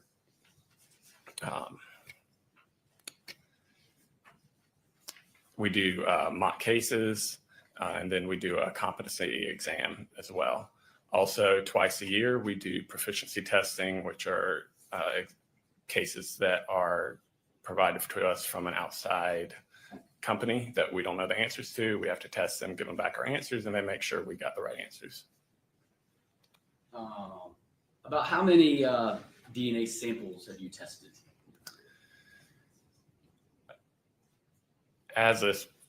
From including my serology, I've worked several thousand items of evidence over my career. And tell us a little bit about the lab. When was it established, and how did that happen? So the lab first began working cases in 2011. And to be established as a DNA lab, you have to get certified? Yes, so we're an accredited lab. We're accredited through an organization called ANAB. We're under the standards, the ISO 17025 standards, and the FBI's quality assurance standards. And are y'all reaccredited every year? We undergo some level of an audit every year. Our full reaccreditation audits are every 4 years. And are y'all currently accredited? We are. Have you always been accredited? Yes. And are there, we'll call them spot checks on where folks come in and kind of make sure you're doing everything correctly? That's correct. We have, when we undergo an audit, these are outside people who come in and look at all our stuff. They look at our policies or procedures. They observe people working in the lab. They take a representative sample of cases and look through all our case files, our methods, our results to see if they can find any issues while comparing it with the standards that we have to follow. And have y'all always got a good grade on all that? Yes, we've passed every audit. Now, did you do any prep work in this particular case?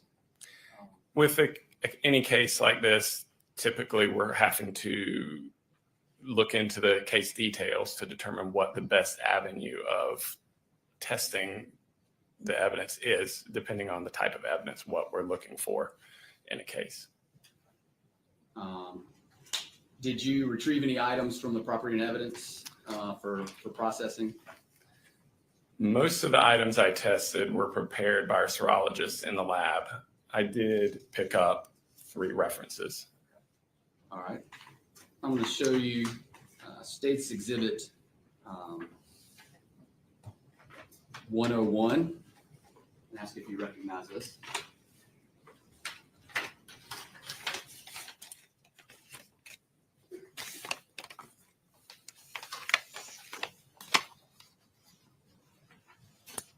Yes. What is this? This is a buccal swab from John Mello. And how did you obtain this item?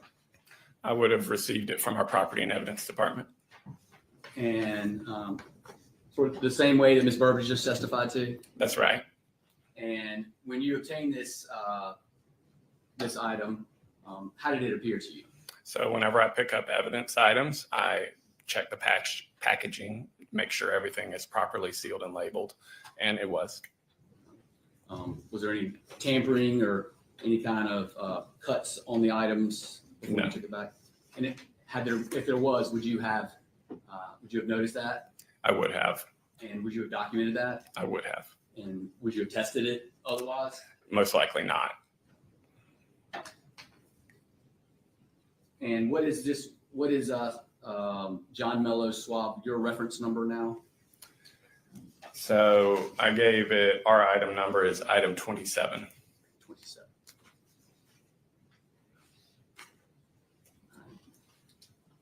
I'm going to show you State's Exhibit 10. It's already been admitted into evidence. Just get you to identify that.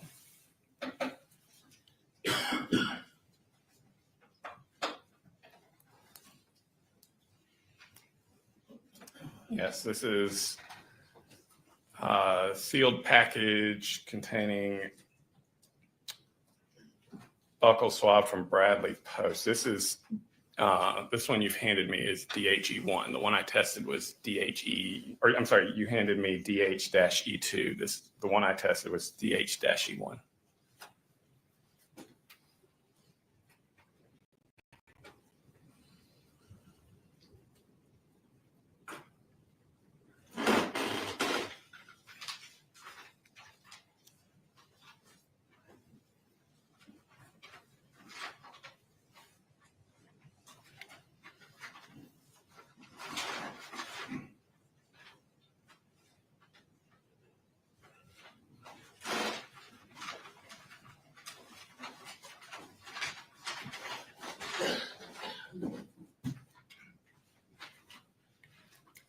Please support, Your Honor. One of them got admitted into evidence.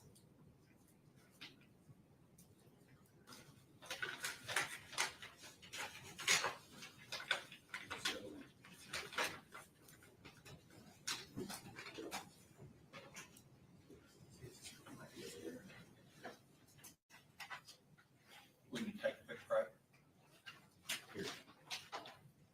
There it is, Your Honor. Yeah, step over here. I'm going to show you State's Exhibit 11.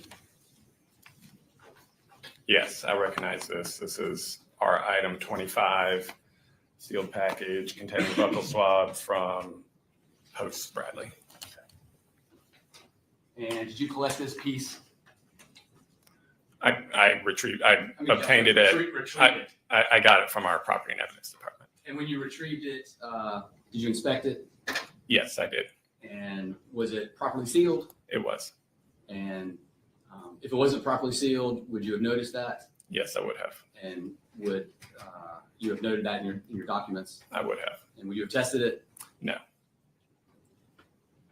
And finally, State's Exhibit 181.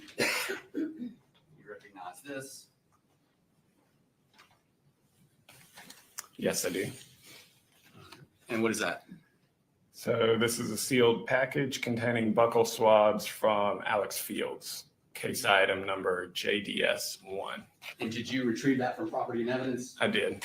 And was it properly sealed? Yes, it was.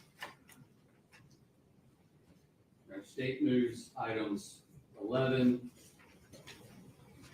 181,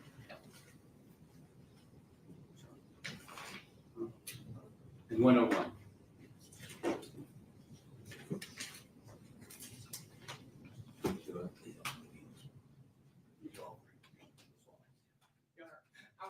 citing 901 related property damage changes.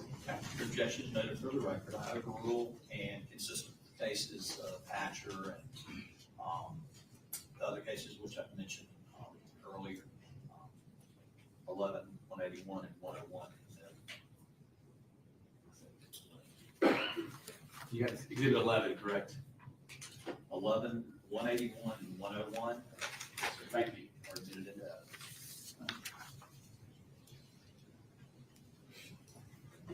All right, Mr. Nafziger, I don't think I've moved to qualify you as an expert yet.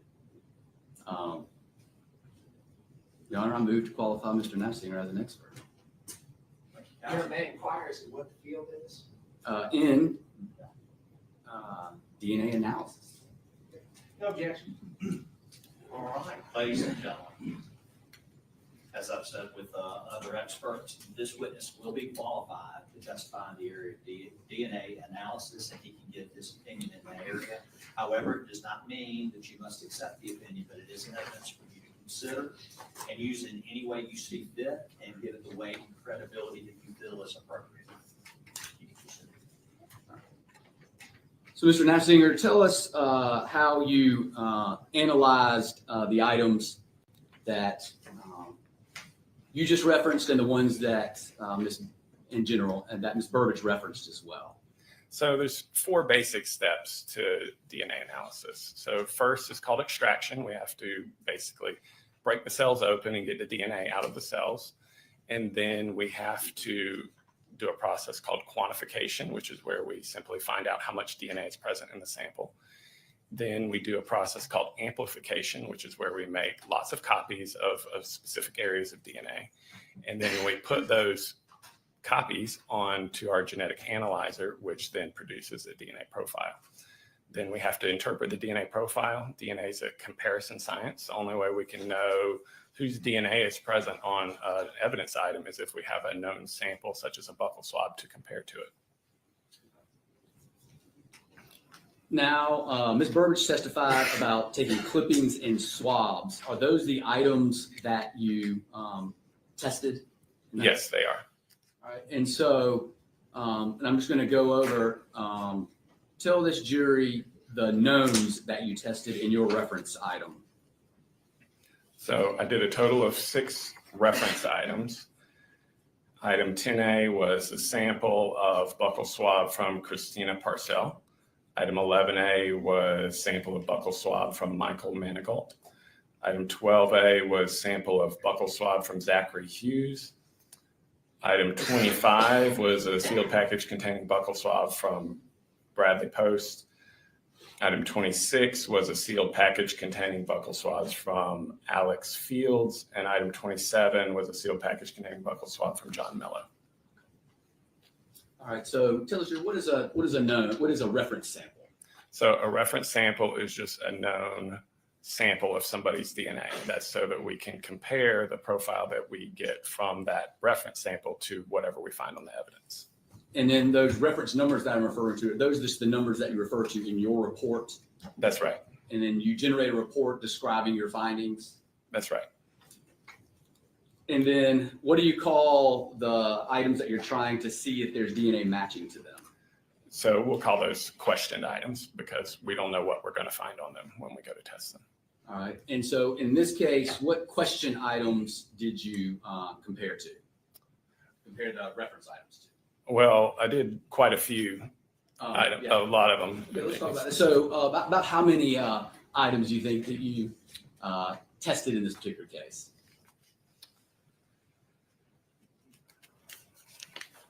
Let me check my report. And you can give an estimation.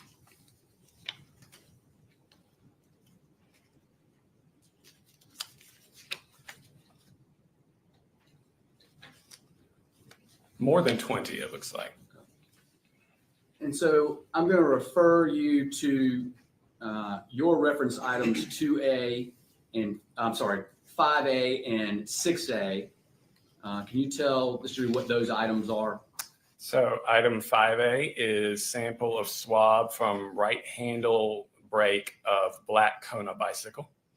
And item 6A is sample of swab from left handle brake of black Kona bicycle. Okay. And so just give another general description. In the lab, you've got, and this is 5A and 6A, the swabs of the black Kona bicycle.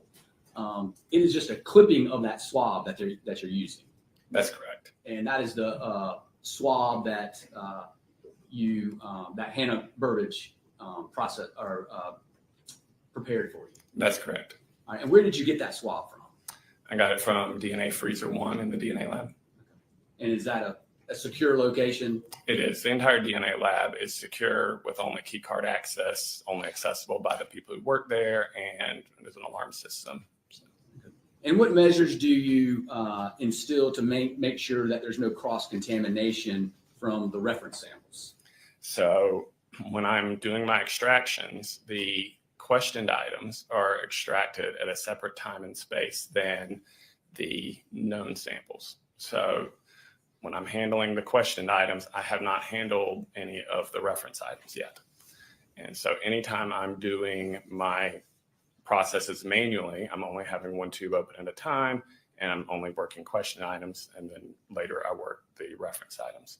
Later on, some of our processes involve robotics, and all our robotics have passed extensive validation tests that have also been audited when we get audited.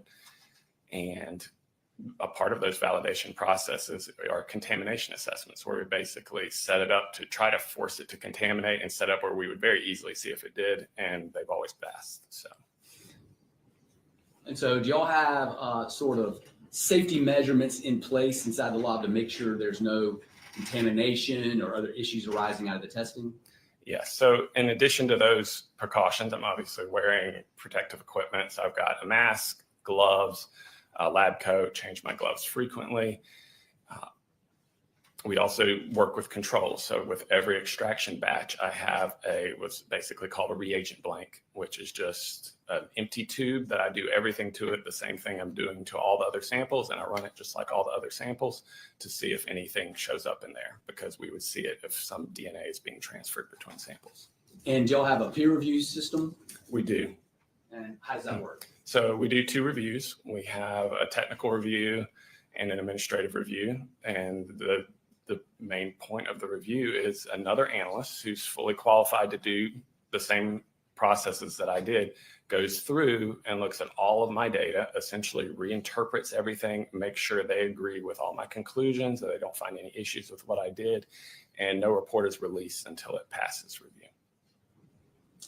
So in reference to 5A handlebar, right handlebar Kona bike, in reference to 6A left handlebar of the Kona bike, did you compare that swab to your knowns in this particular case? I did. And what was your conclusions of that? So for item 5A, which was a sample of swab from right handle brake of black Kona bicycle, my findings were the DNA obtained from item 5A is a mixture of a major male individual and at least one trace contributor. The major contributor matches the DNA of Zachary Hughes. A match between the DNA result of item 5A and the DNA of Zachary Hughes is approximately 2 septillion times more likely than a coincidental match to a random unrelated individual. Upon establishing Zachary Hughes as a contributor to this mixture based on the match statistics, Michael Manigault, Bradley Post, Alex Fields, and John Mello are excluded as contributors to the DNA obtained from item 5A. Due to limited data of the remaining alleles, there is no statistical support for an inclusion or exclusion between item 5A and Christina Parcell. So what does that last part mean, inclusion or exclusion of Christina Parcell? It basically means no conclusive determination can be made for this individual.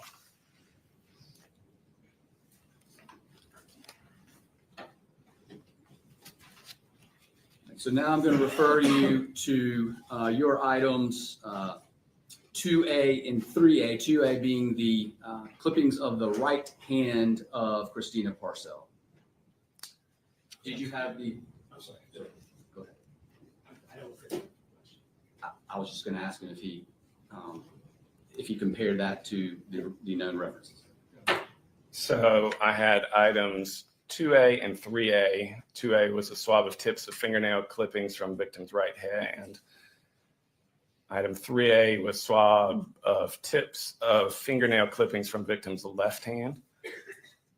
Item 3A, PCR procedures for autosomal DNA analysis were not performed on item 3A due to the presence of large amounts of total DNA compared to male-specific Y chromosomal DNA. That is a case, basically, when we do our quant, or when we see how much DNA is there, we can see how much, in situations like this, we can see how much female DNA is present versus how much male DNA is present. And if it's too little, the next processes won't show up the male contributor because there's just too much female DNA. It's kind of like trying to hear your phone ring in a rock concert. It just gets overwhelmed. So at that point, we stopped with that sample. So you're referring to the clippings of the left hand? That's correct. Okay. And so, and for reference, the items that you're dealing with are literally swabs. They're very tiny. That's right.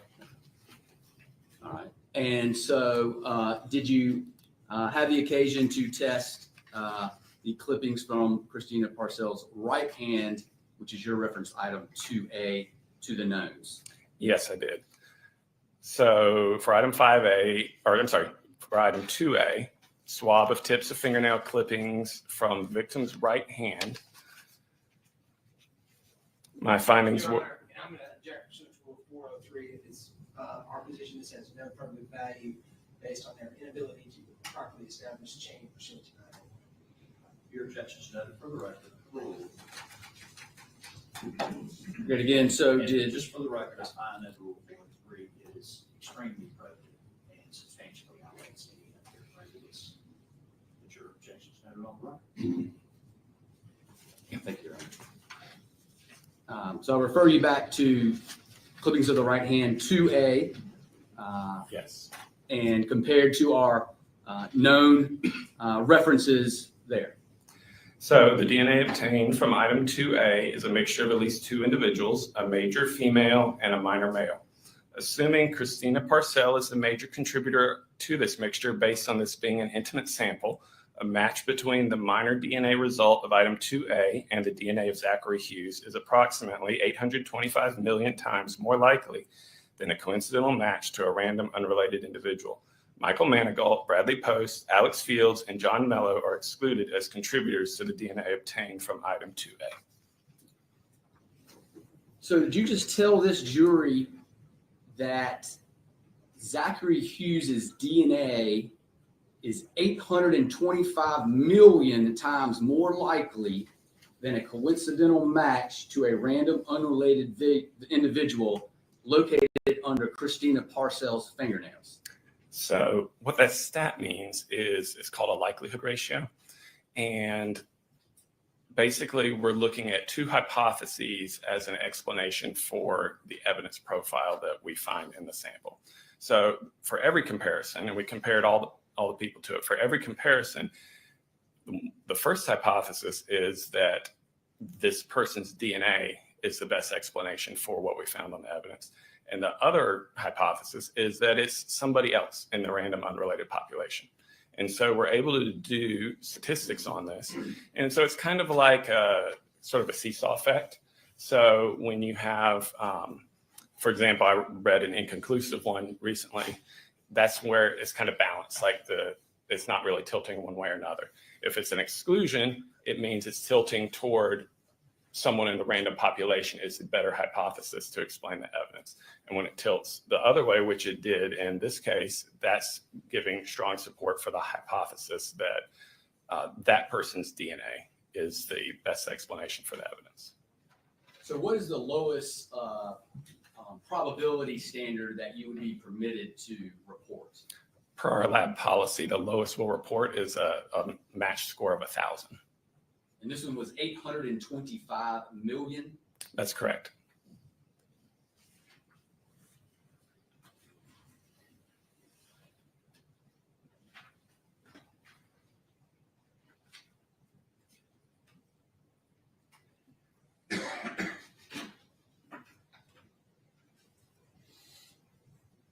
Please answer any questions, defense counsel. All right, cross-examination. I don't have any questions. Okay, sir. Thank you, sir. Okay.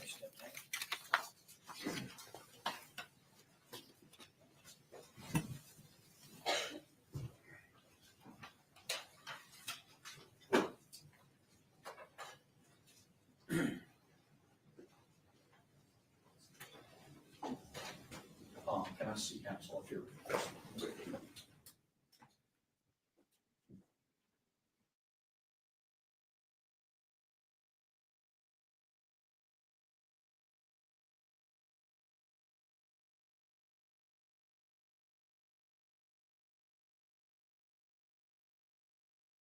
All right, so let's do some skippity dots because well, we could do some skipping, but we Laudati, we are basically at the end of the day. There was going to be just a bit of wow, that was fast. How did we do that so quickly? We took like because probably with the breaks, with the hour breaks and everything, we basically now is quite a bit. We can go through the article that Pickles sent me, and we can go because it talks about like it gives a bit. Hang on 1 second.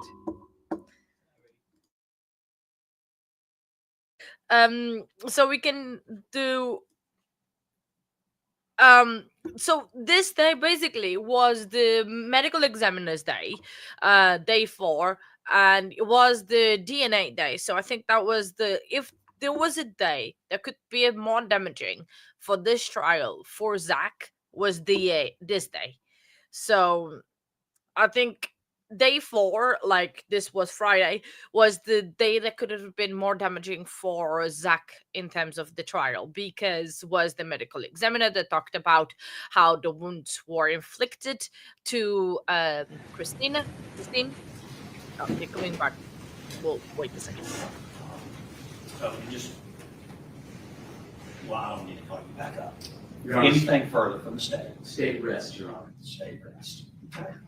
All right, ladies and gentlemen, I've got a surprise for you, a Valentine's Day surprise. We Right. Okay. The judge is just gonna say that they have a surprise for them because they literally finished the day there on Friday. So state has rested. So tomorrow when we get back to live court, we will be live, and we will be live with the day 5 when the defense is supposed to start on day 5 of the case. So what happened on Friday afternoon was, with no cameras around, was that this was the quality that there is in every trial to see if Zach was gonna testify or not. So the judge gave him the weekend plus today to think about the possibility if he's going to testify or not. He hasn't decided. I think we might find out tomorrow if he has decided or not. And yeah, that's what happened on the afternoon. Apparently, from court watches, literally, he went to that part of it in his jail clothes. So that's basically what happened on Friday afternoon. So basically, we are catched up to the. He is in jail. He did not get bail for this case, so he's still in jail. He's been in jail since he got arrested in 2021 in November, sorry, my apologies. So yeah, he's been in jail for since then. I don't know. In terms of hoping, it's like I don't think he should. Would I want to? Yes, of course. I always want to a defendant to incriminate himself to testify. Yes, it's always fun when they testify. I mean, well, kind of entertainment too, but yeah. So I don't know. Is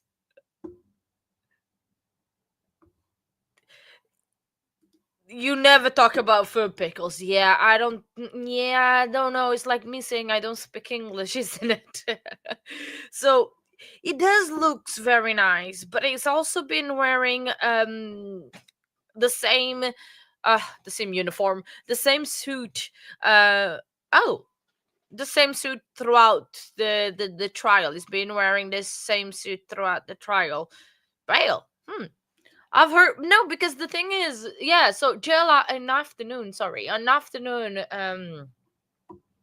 session that we did not say because it was the quality between the thirdness and everything. It was in his. I've heard it was in his jail clothes or not. It was in his jail clothes by a court watcher.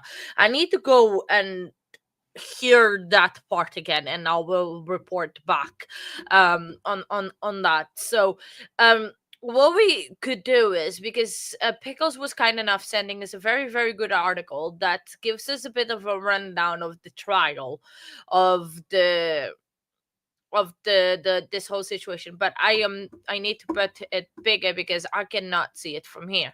Because so this is from the Independent, which is actually a very good source, um talks about the unaliving. I think it is, yeah,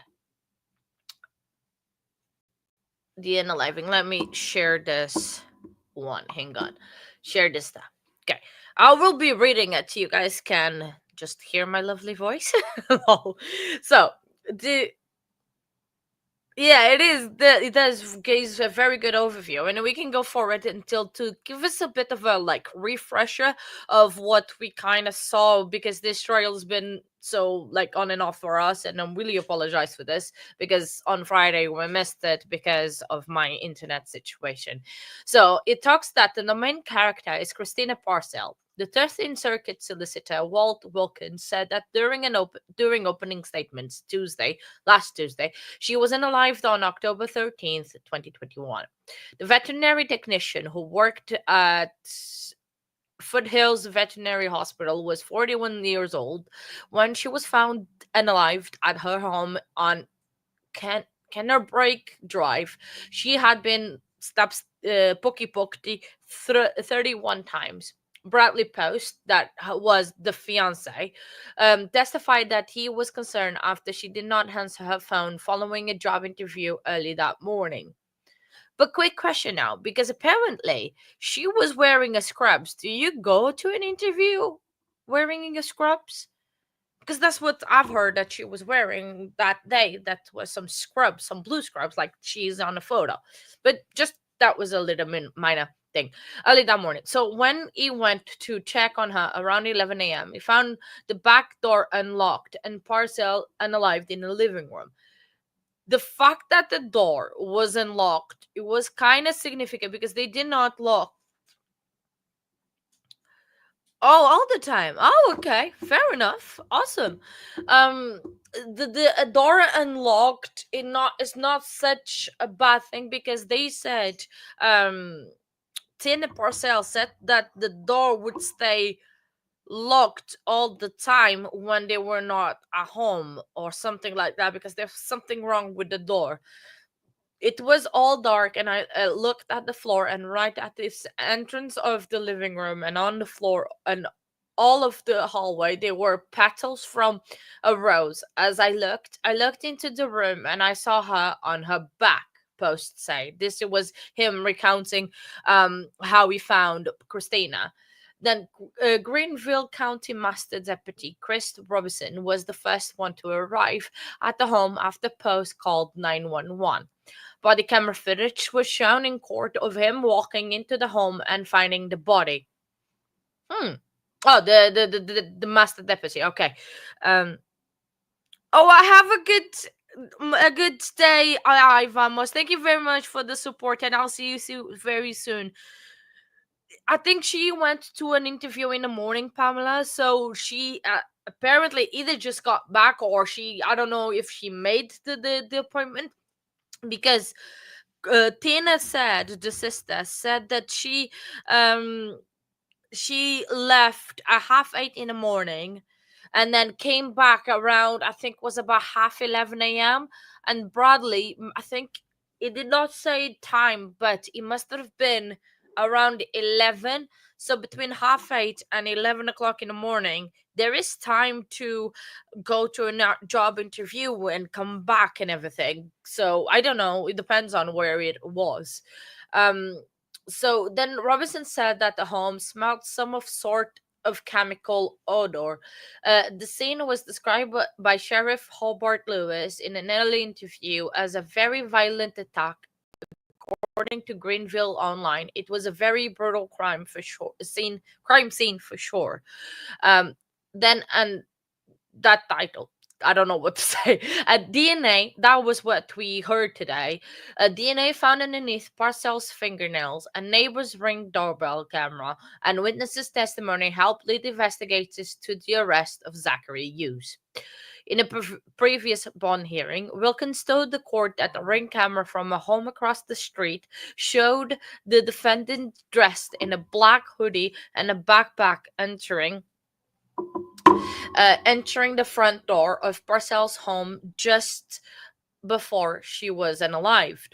Investigations used flock cameras. I think it's cameras that there is. I think it's the type of cameras that you can catch you speeding. So to read license plates, to connect use with with being at Parcell's house. According to WHNS, images from the camera show a used truck with the bike in the back. The truck was captured on surveillance video arriving home just after 9 a.m. So then that gives me the thing that they might have done some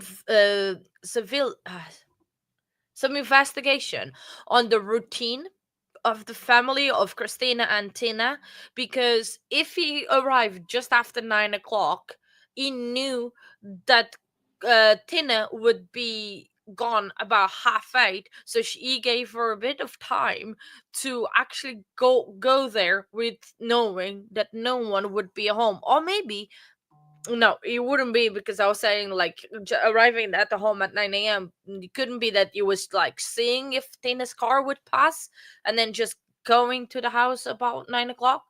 That could be. That could be a theory. That's just, yeah. So then Parcell's neighbor, Donna Gorman.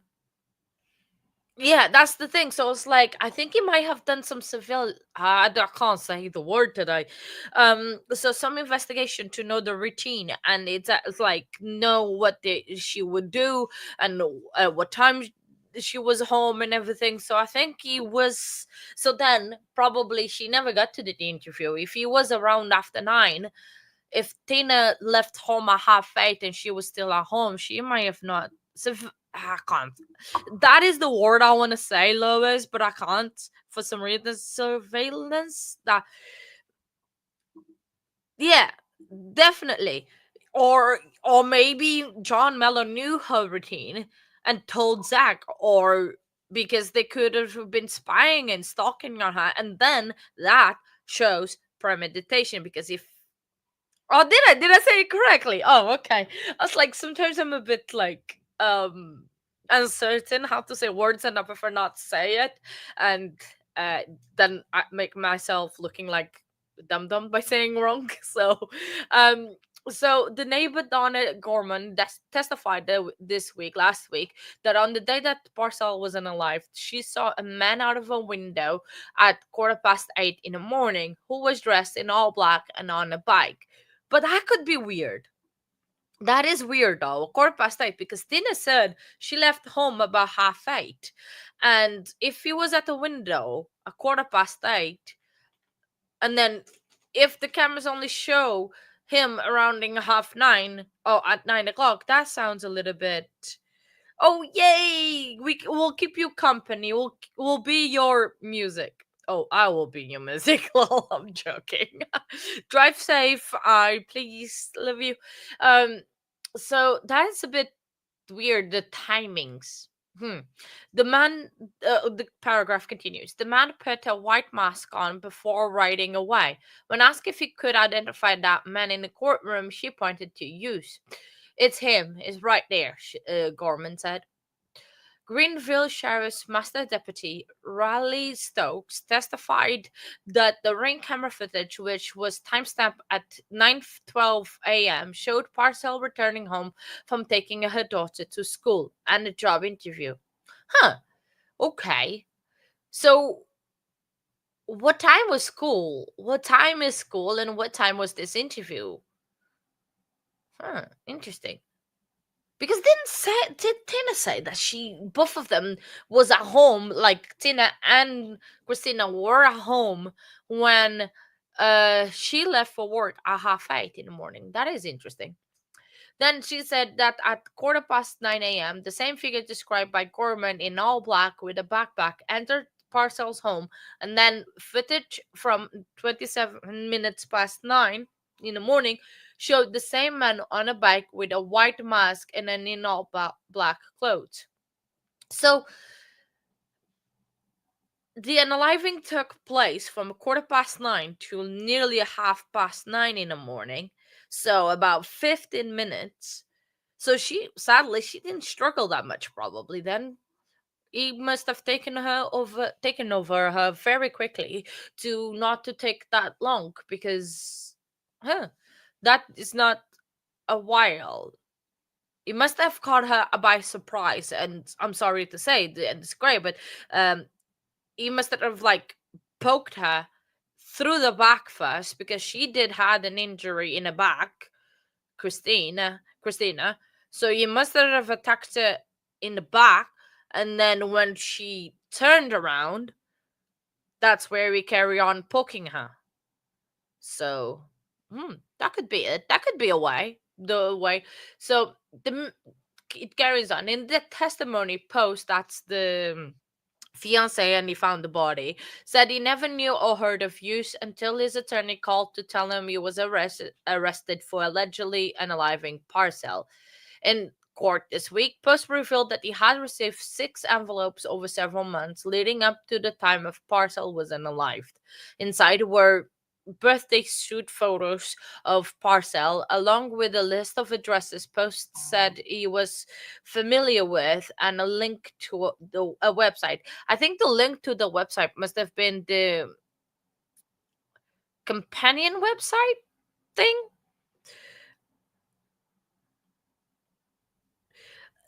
I think he might have put, Pamela, the mask and the mask when he was outside of the home, like, like getting ready before he went in. Just, yeah.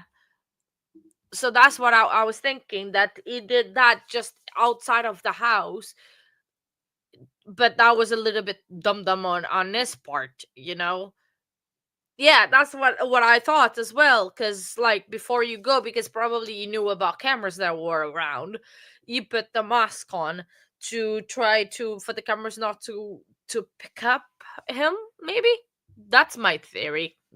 I don't know.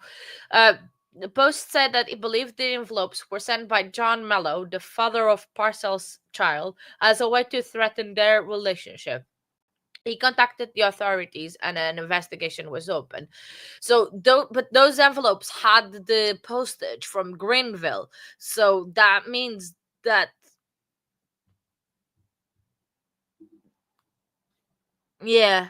So what I think is that Zachary sent those parcels for John Mello, because John Mello was in Italy all this time. So yeah, and cameras cutting him inside of the house. So, but to be fair, he said it was through the back of the house. So, because initially said he went through the back of the house, that was the back of the house to the front of the neighbor. Because then that doesn't explain. Because earlier said the article said that Zach went through the back, and now we're talking about, okay, he had to go through.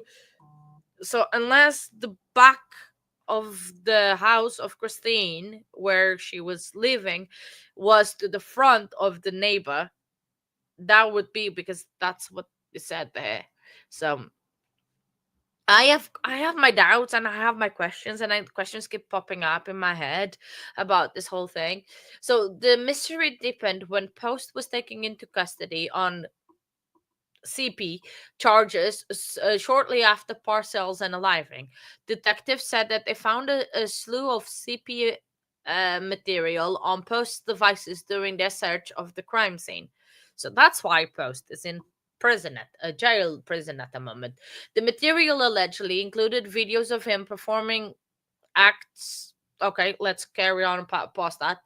Move that. So carry on talking about this trial, an unliving trial. U.S. attorney previously argued for the CP material to be allowed to be presented in the trial, claiming is central to the unaliving charges. But prosecutors said in a counter filing that they believe if the material is presented at trial, U.S. attorneys would argue that Post was responsible for Parcell's death. And that could have been a good way to create a lot of reasonable doubt. And if that would have come in, Zach could literally walk away, because absolutely yes, it could have been a motive. It could still be a motive, because in terms of like she having that material and she being having a relationship with someone that has that material, because she was not innocent either, that could have been Posts. Still Post another way to kind of blame Post. I mean, in my opinion, because she could have said, "Oh, I'm going to go to the cops because of this. My conscience, blah blah blah," and Post not one thing, and then he unaliving her. But all right, see you soon, Pickles. Thank you for popping in, and thank you for this. So, carries on that months after Parcell's death, Greenville County Sheriff deputies arrested Mallow and Hughes on criminal conspiracy and harassment charges for allegedly sending birthday suits of Parcell to Post, along with his neighbors, the cigar bar the couple frequented, and the veterinary practice where she worked. So, have a good day, Pickles, by the way, as well. Thank you, Maria, for that. And Pamela.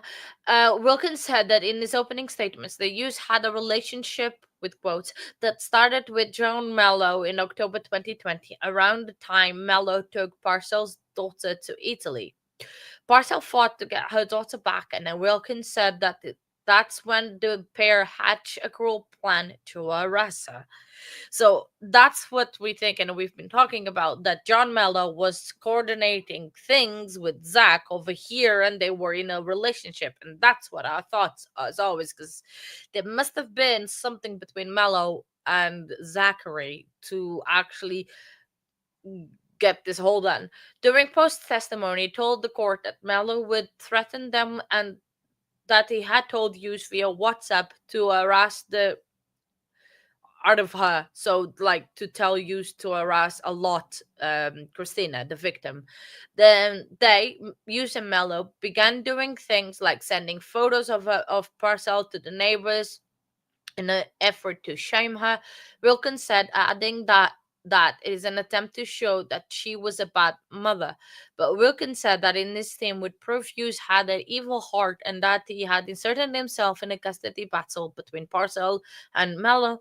Hughes' defense team deferred giving opening statements until they begin witness testimony, which is expected to begin tomorrow because we know, and Hughes pled not guilty. But it's just interesting, right? The fact that Mello, Zachary, really got into a thing that it was not but in a whole situation that it was not even called for, because like if it wasn't for this, probably Christina would be alive, because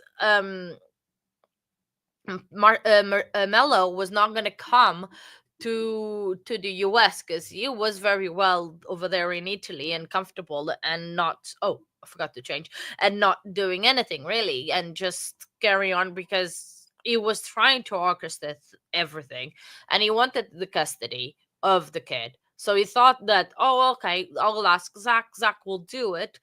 Zach will be found not guilty because he never met Christine and he has no motive and anything. They probably thought that they could not like connect the pieces, and then after he gets acquitted, he can just come to Italy and they be a big happy family. I don't know if that was what they were thinking, but that's my train of thought in a way.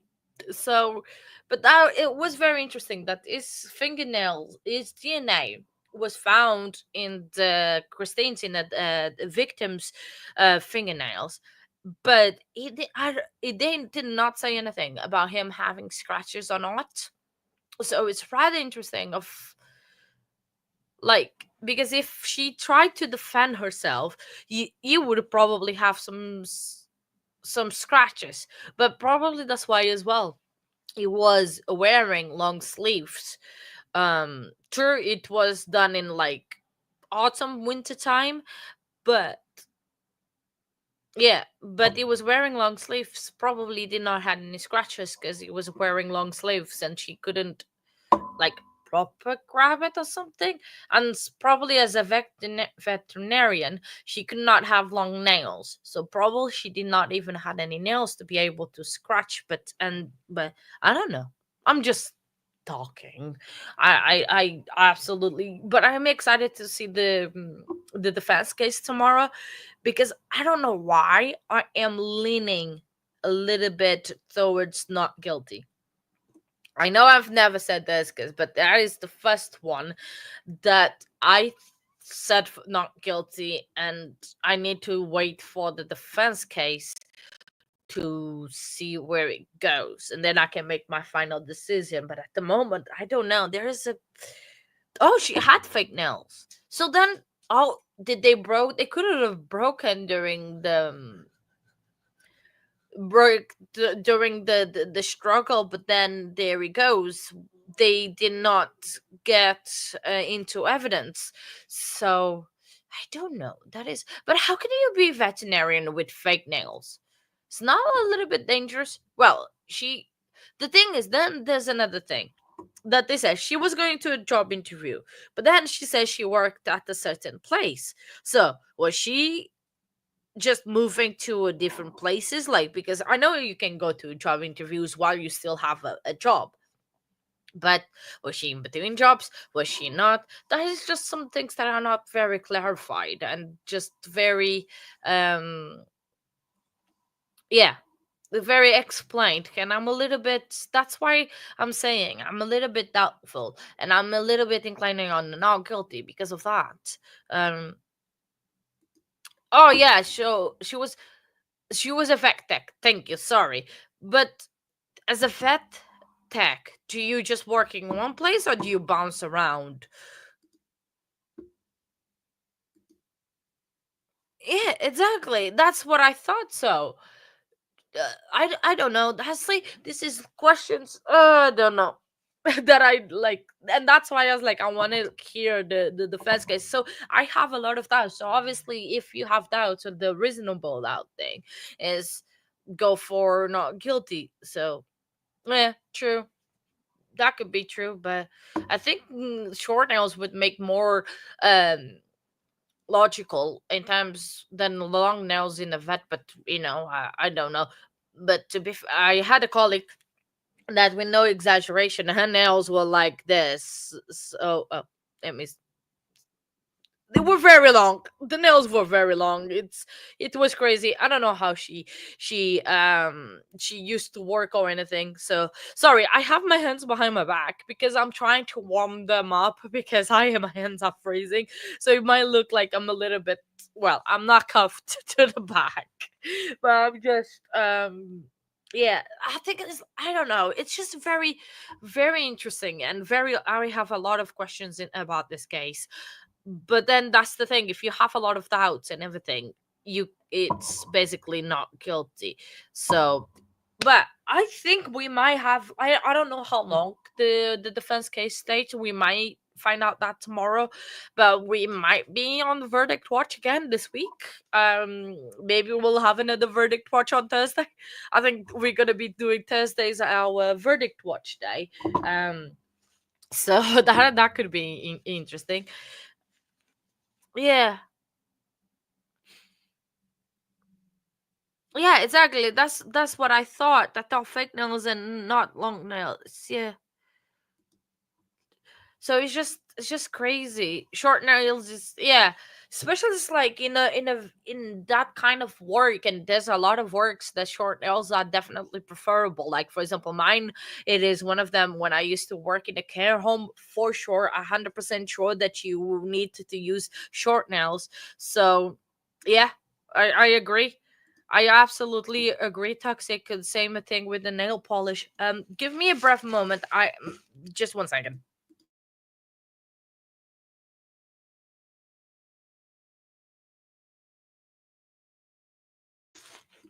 My apologies. I think I'm coming down with a bit of a with a cold, which is not good. So it's just like I this case is getting me. I have a lot of doubts. So until I hear 100% the defense case from starting tomorrow, uh, definitely gonna need some thinking and some. Well, the defense can, the prosecution can still put on a Roberto case, but so far I'm leaning towards not guilty, and that is new for me. I'm never, you guys know, I'm always on a guilty fence, on a guilty side. I'm always there. I'm like, fuck, on the guilty side, but yeah. So we'll see. Uh, oh yeah. Oh, oh wow, that is crazy. Pharmacy tech that you had for 21 years and work in a doctor's office, we had to have short nails. I completely agree, Pamela. I work in a bakery, in a supermarket, and I have to have short nails.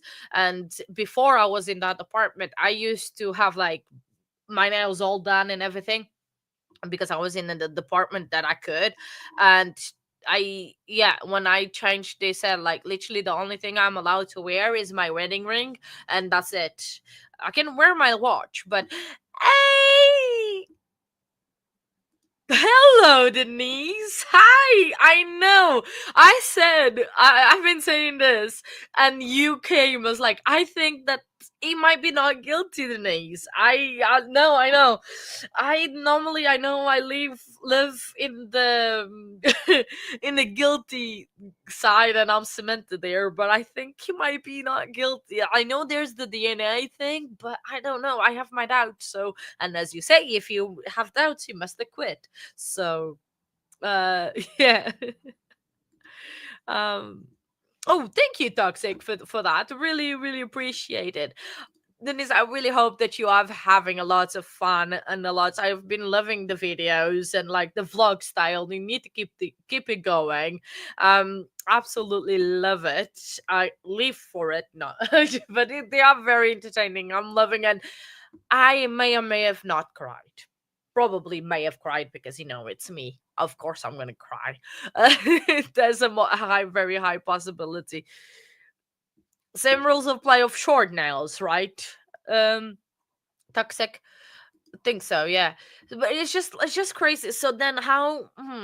It is very, very weird. So yeah, I am definitely leaning to not guilty. I don't know why or how I live in a not guilty land in this trial, but well, there's still time to. Yeah, that is true, Case One. I see your side of the DNA thing, but it's just a lot of doubts. Yeah, fair enough. Yeah. Oh yeah, but I think. Oh yes. You're gonna need a vacation. Yeah. Believe me, I get. Families are amazing, but in short, little sporadic things, maybe sometimes, especially mine for sure. My family, I only like sprinkles of of it. Absolutely, like, yeah, I get you, but yeah. So, like, literally, that was day 4. Day 4 was very quick. There was a lot of information, a lot of good things, but yeah, it was a very, very good thing.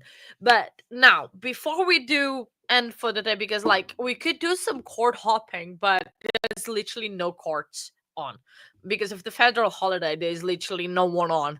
But what we can talk about before is show you a preview of what I've been working about the Lucy Letby case.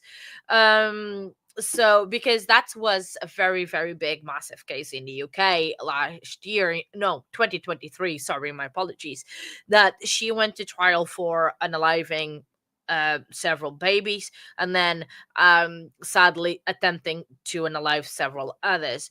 I know it is a very hard sought case, but it's a very intriguing case, and it's literally the trial as of this case took 9 months to go to trial.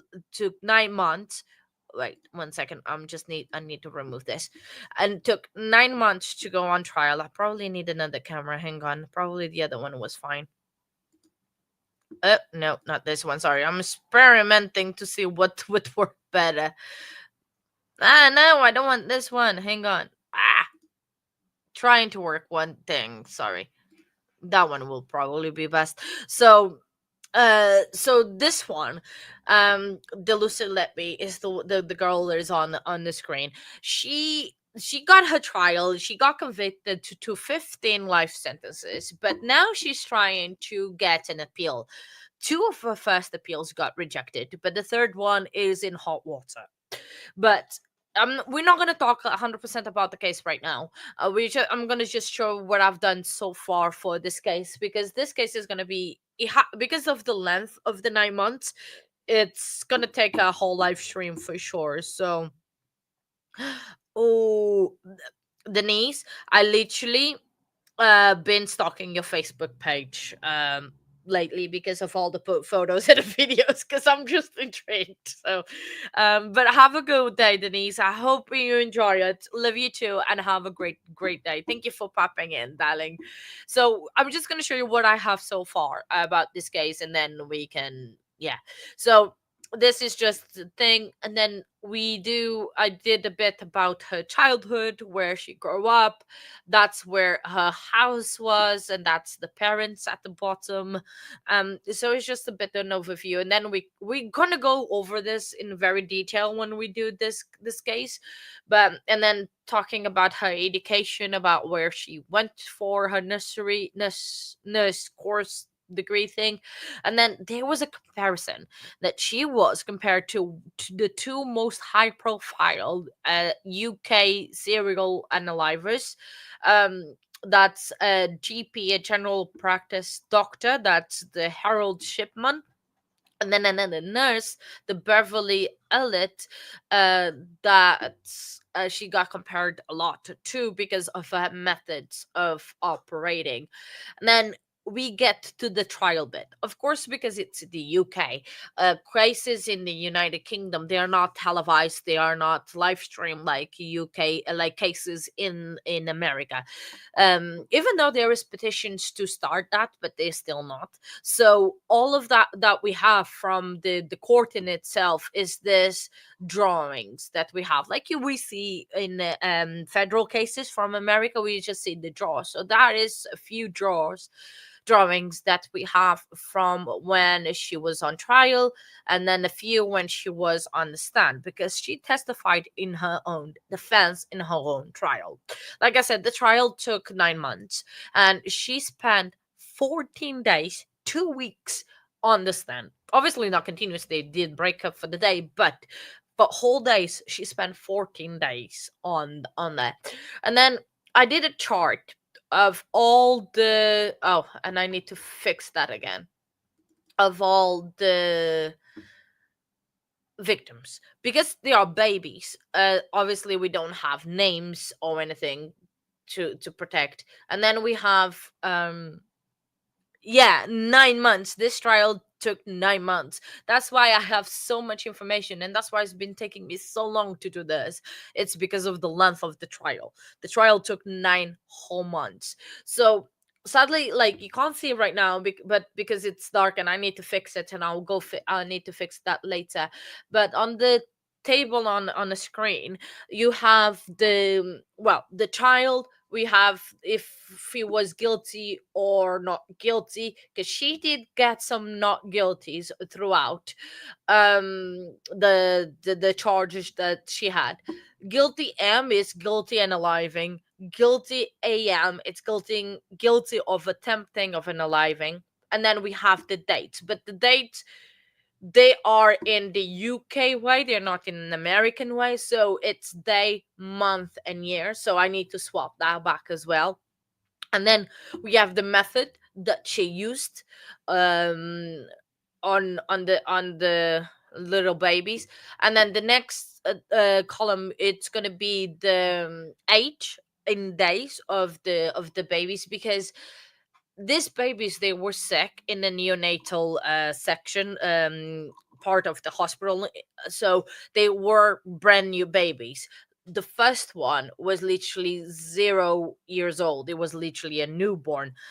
So then it's all the other column after, by the Y and the N, it's the days in between that she unalived. So between the first one and the second one was 1 day, and then the second one and to the next one was 5 days. So just to see how, like, separate that she did in terms of like the unalivings and everything.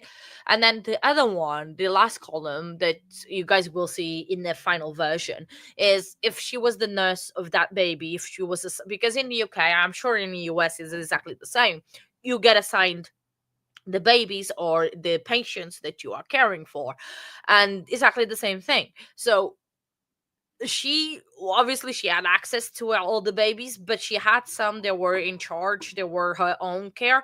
And then that part, it actually says kind of like who she mostly went for, the ones that she was caring for, or the ones she's not, or even maybe not. So that I'm still working into that table.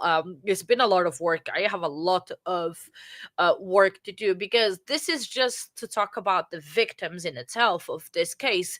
It's also, I still haven't even gotten to the openings or to anything of any testimony, and I've already been working on this thing for 2 weeks.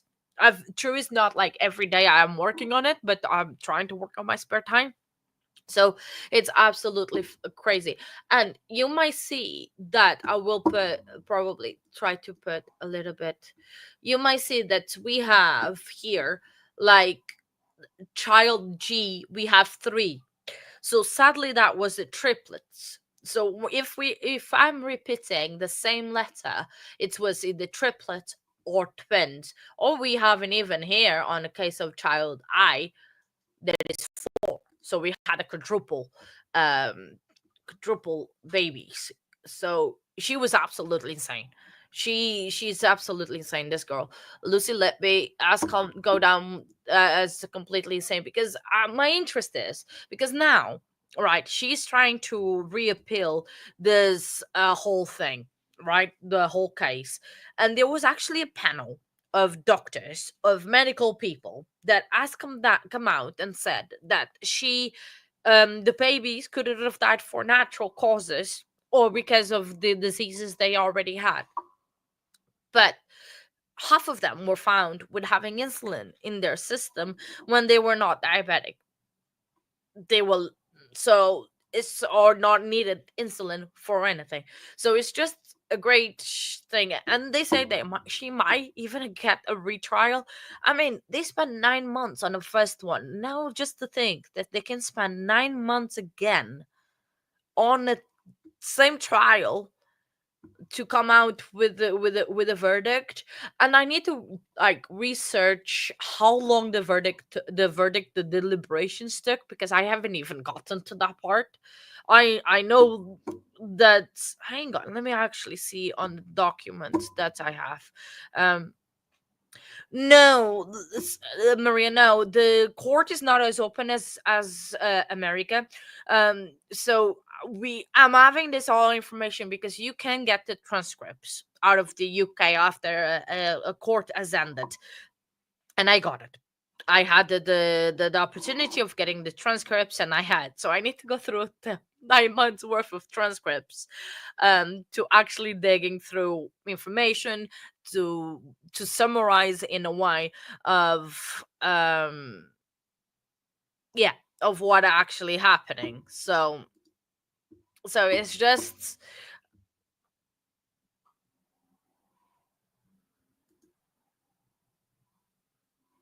yeah, I think I saw that one. Yeah. um so the thing is, I've got the whole transcripts of the court, day by day, of the openings, of the closings, of everything, but it just needs to get the that information together, summarize, and put through in a way to explain that is easier. Because sadly, courts are not as open as they're like, you can go and watch a court case in the UK, but you can't live stream or anything. Even the public is not allowed to take notes whatsoever, only the media, and they are allowed to actually do something about that. But because I'm in a country, I can get the documents quite easily, if I wanted to, off the case, which I got it for this one because I saw, and it was totally worth it to get it. Yeah. Oh yeah. Oh yeah, Maria. One of the videos that I did actually quite like a couple of weeks ago was about my day in court, because I went to a court in the UK. I went to a sentencing of a case that happened in the area where I live, and I wanted to go to the sentencing for that, and caught another thing. Check is on the channel. Let me see if I can get a link for that video. But if you go on my channel on the videos tab, because I don't do much videos, there is a video that is called My Day in Court. So let me see if I can find a link to it, or if Toxic or Nightbot are in chat. Let me see. I got it. I think I got it. Share, copy. I will post a link on the chat. So it's about my day in court when I went to the courtroom in England. You can have a look. I kind of explain a little bit how it works and how it didn't work and everything. So it's just gives an insight about the differences, the similarities to the US court system and the UK one.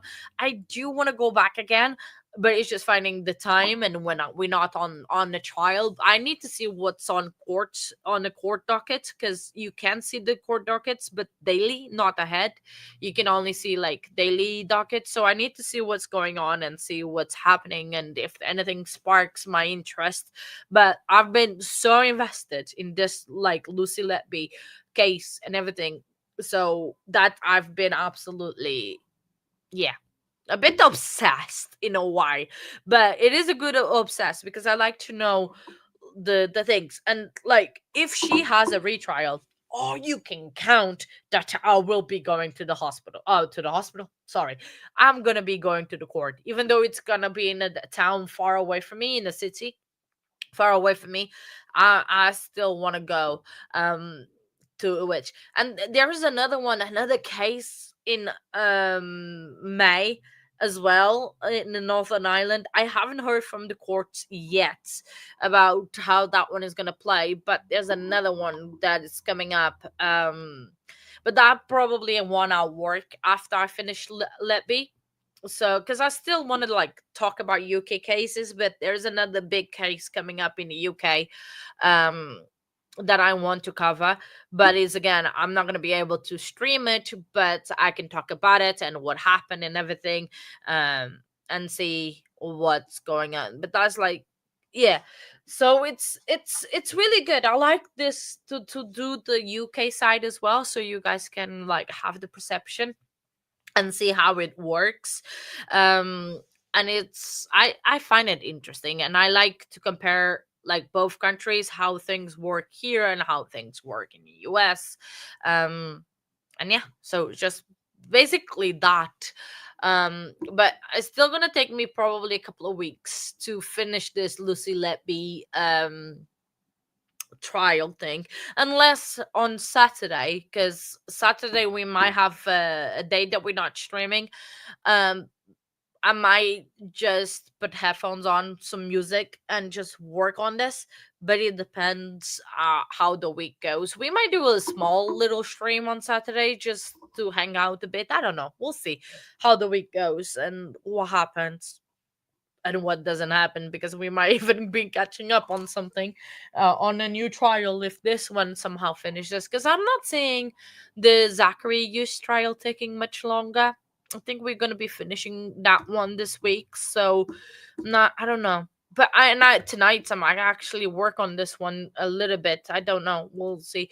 But I mean, let me see if there's any courts actually online. If there's anyone working on the federal holiday.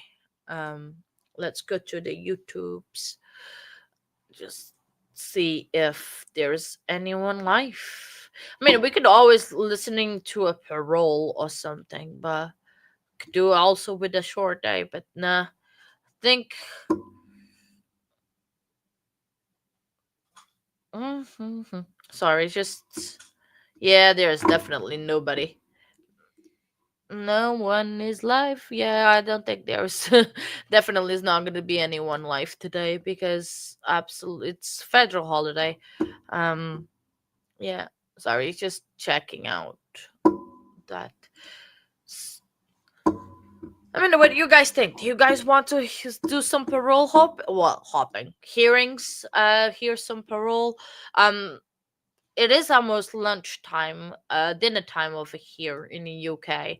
I was actually thinking of finishing for the day and pick it up tomorrow. Oh, don't forget, by the way, when we do pick up tomorrow, court, it is on a half an hour delay. So we are going to be starting about. We can start about 2 o'clock. We can start at like 2 o'clock for me, 9 a.m. for you guys, and then chat for half an hour, see what's ongoing, if there's any bombshells, see if there's any interviews going on of attorneys, do a bit of a recap, chit chat about how my day is gone at that point, because it's going to be middle of the afternoon for me already. But I think I'm going to leave the stream here for today because there's not much going on, sadly, on the world of true crime on the federal holiday.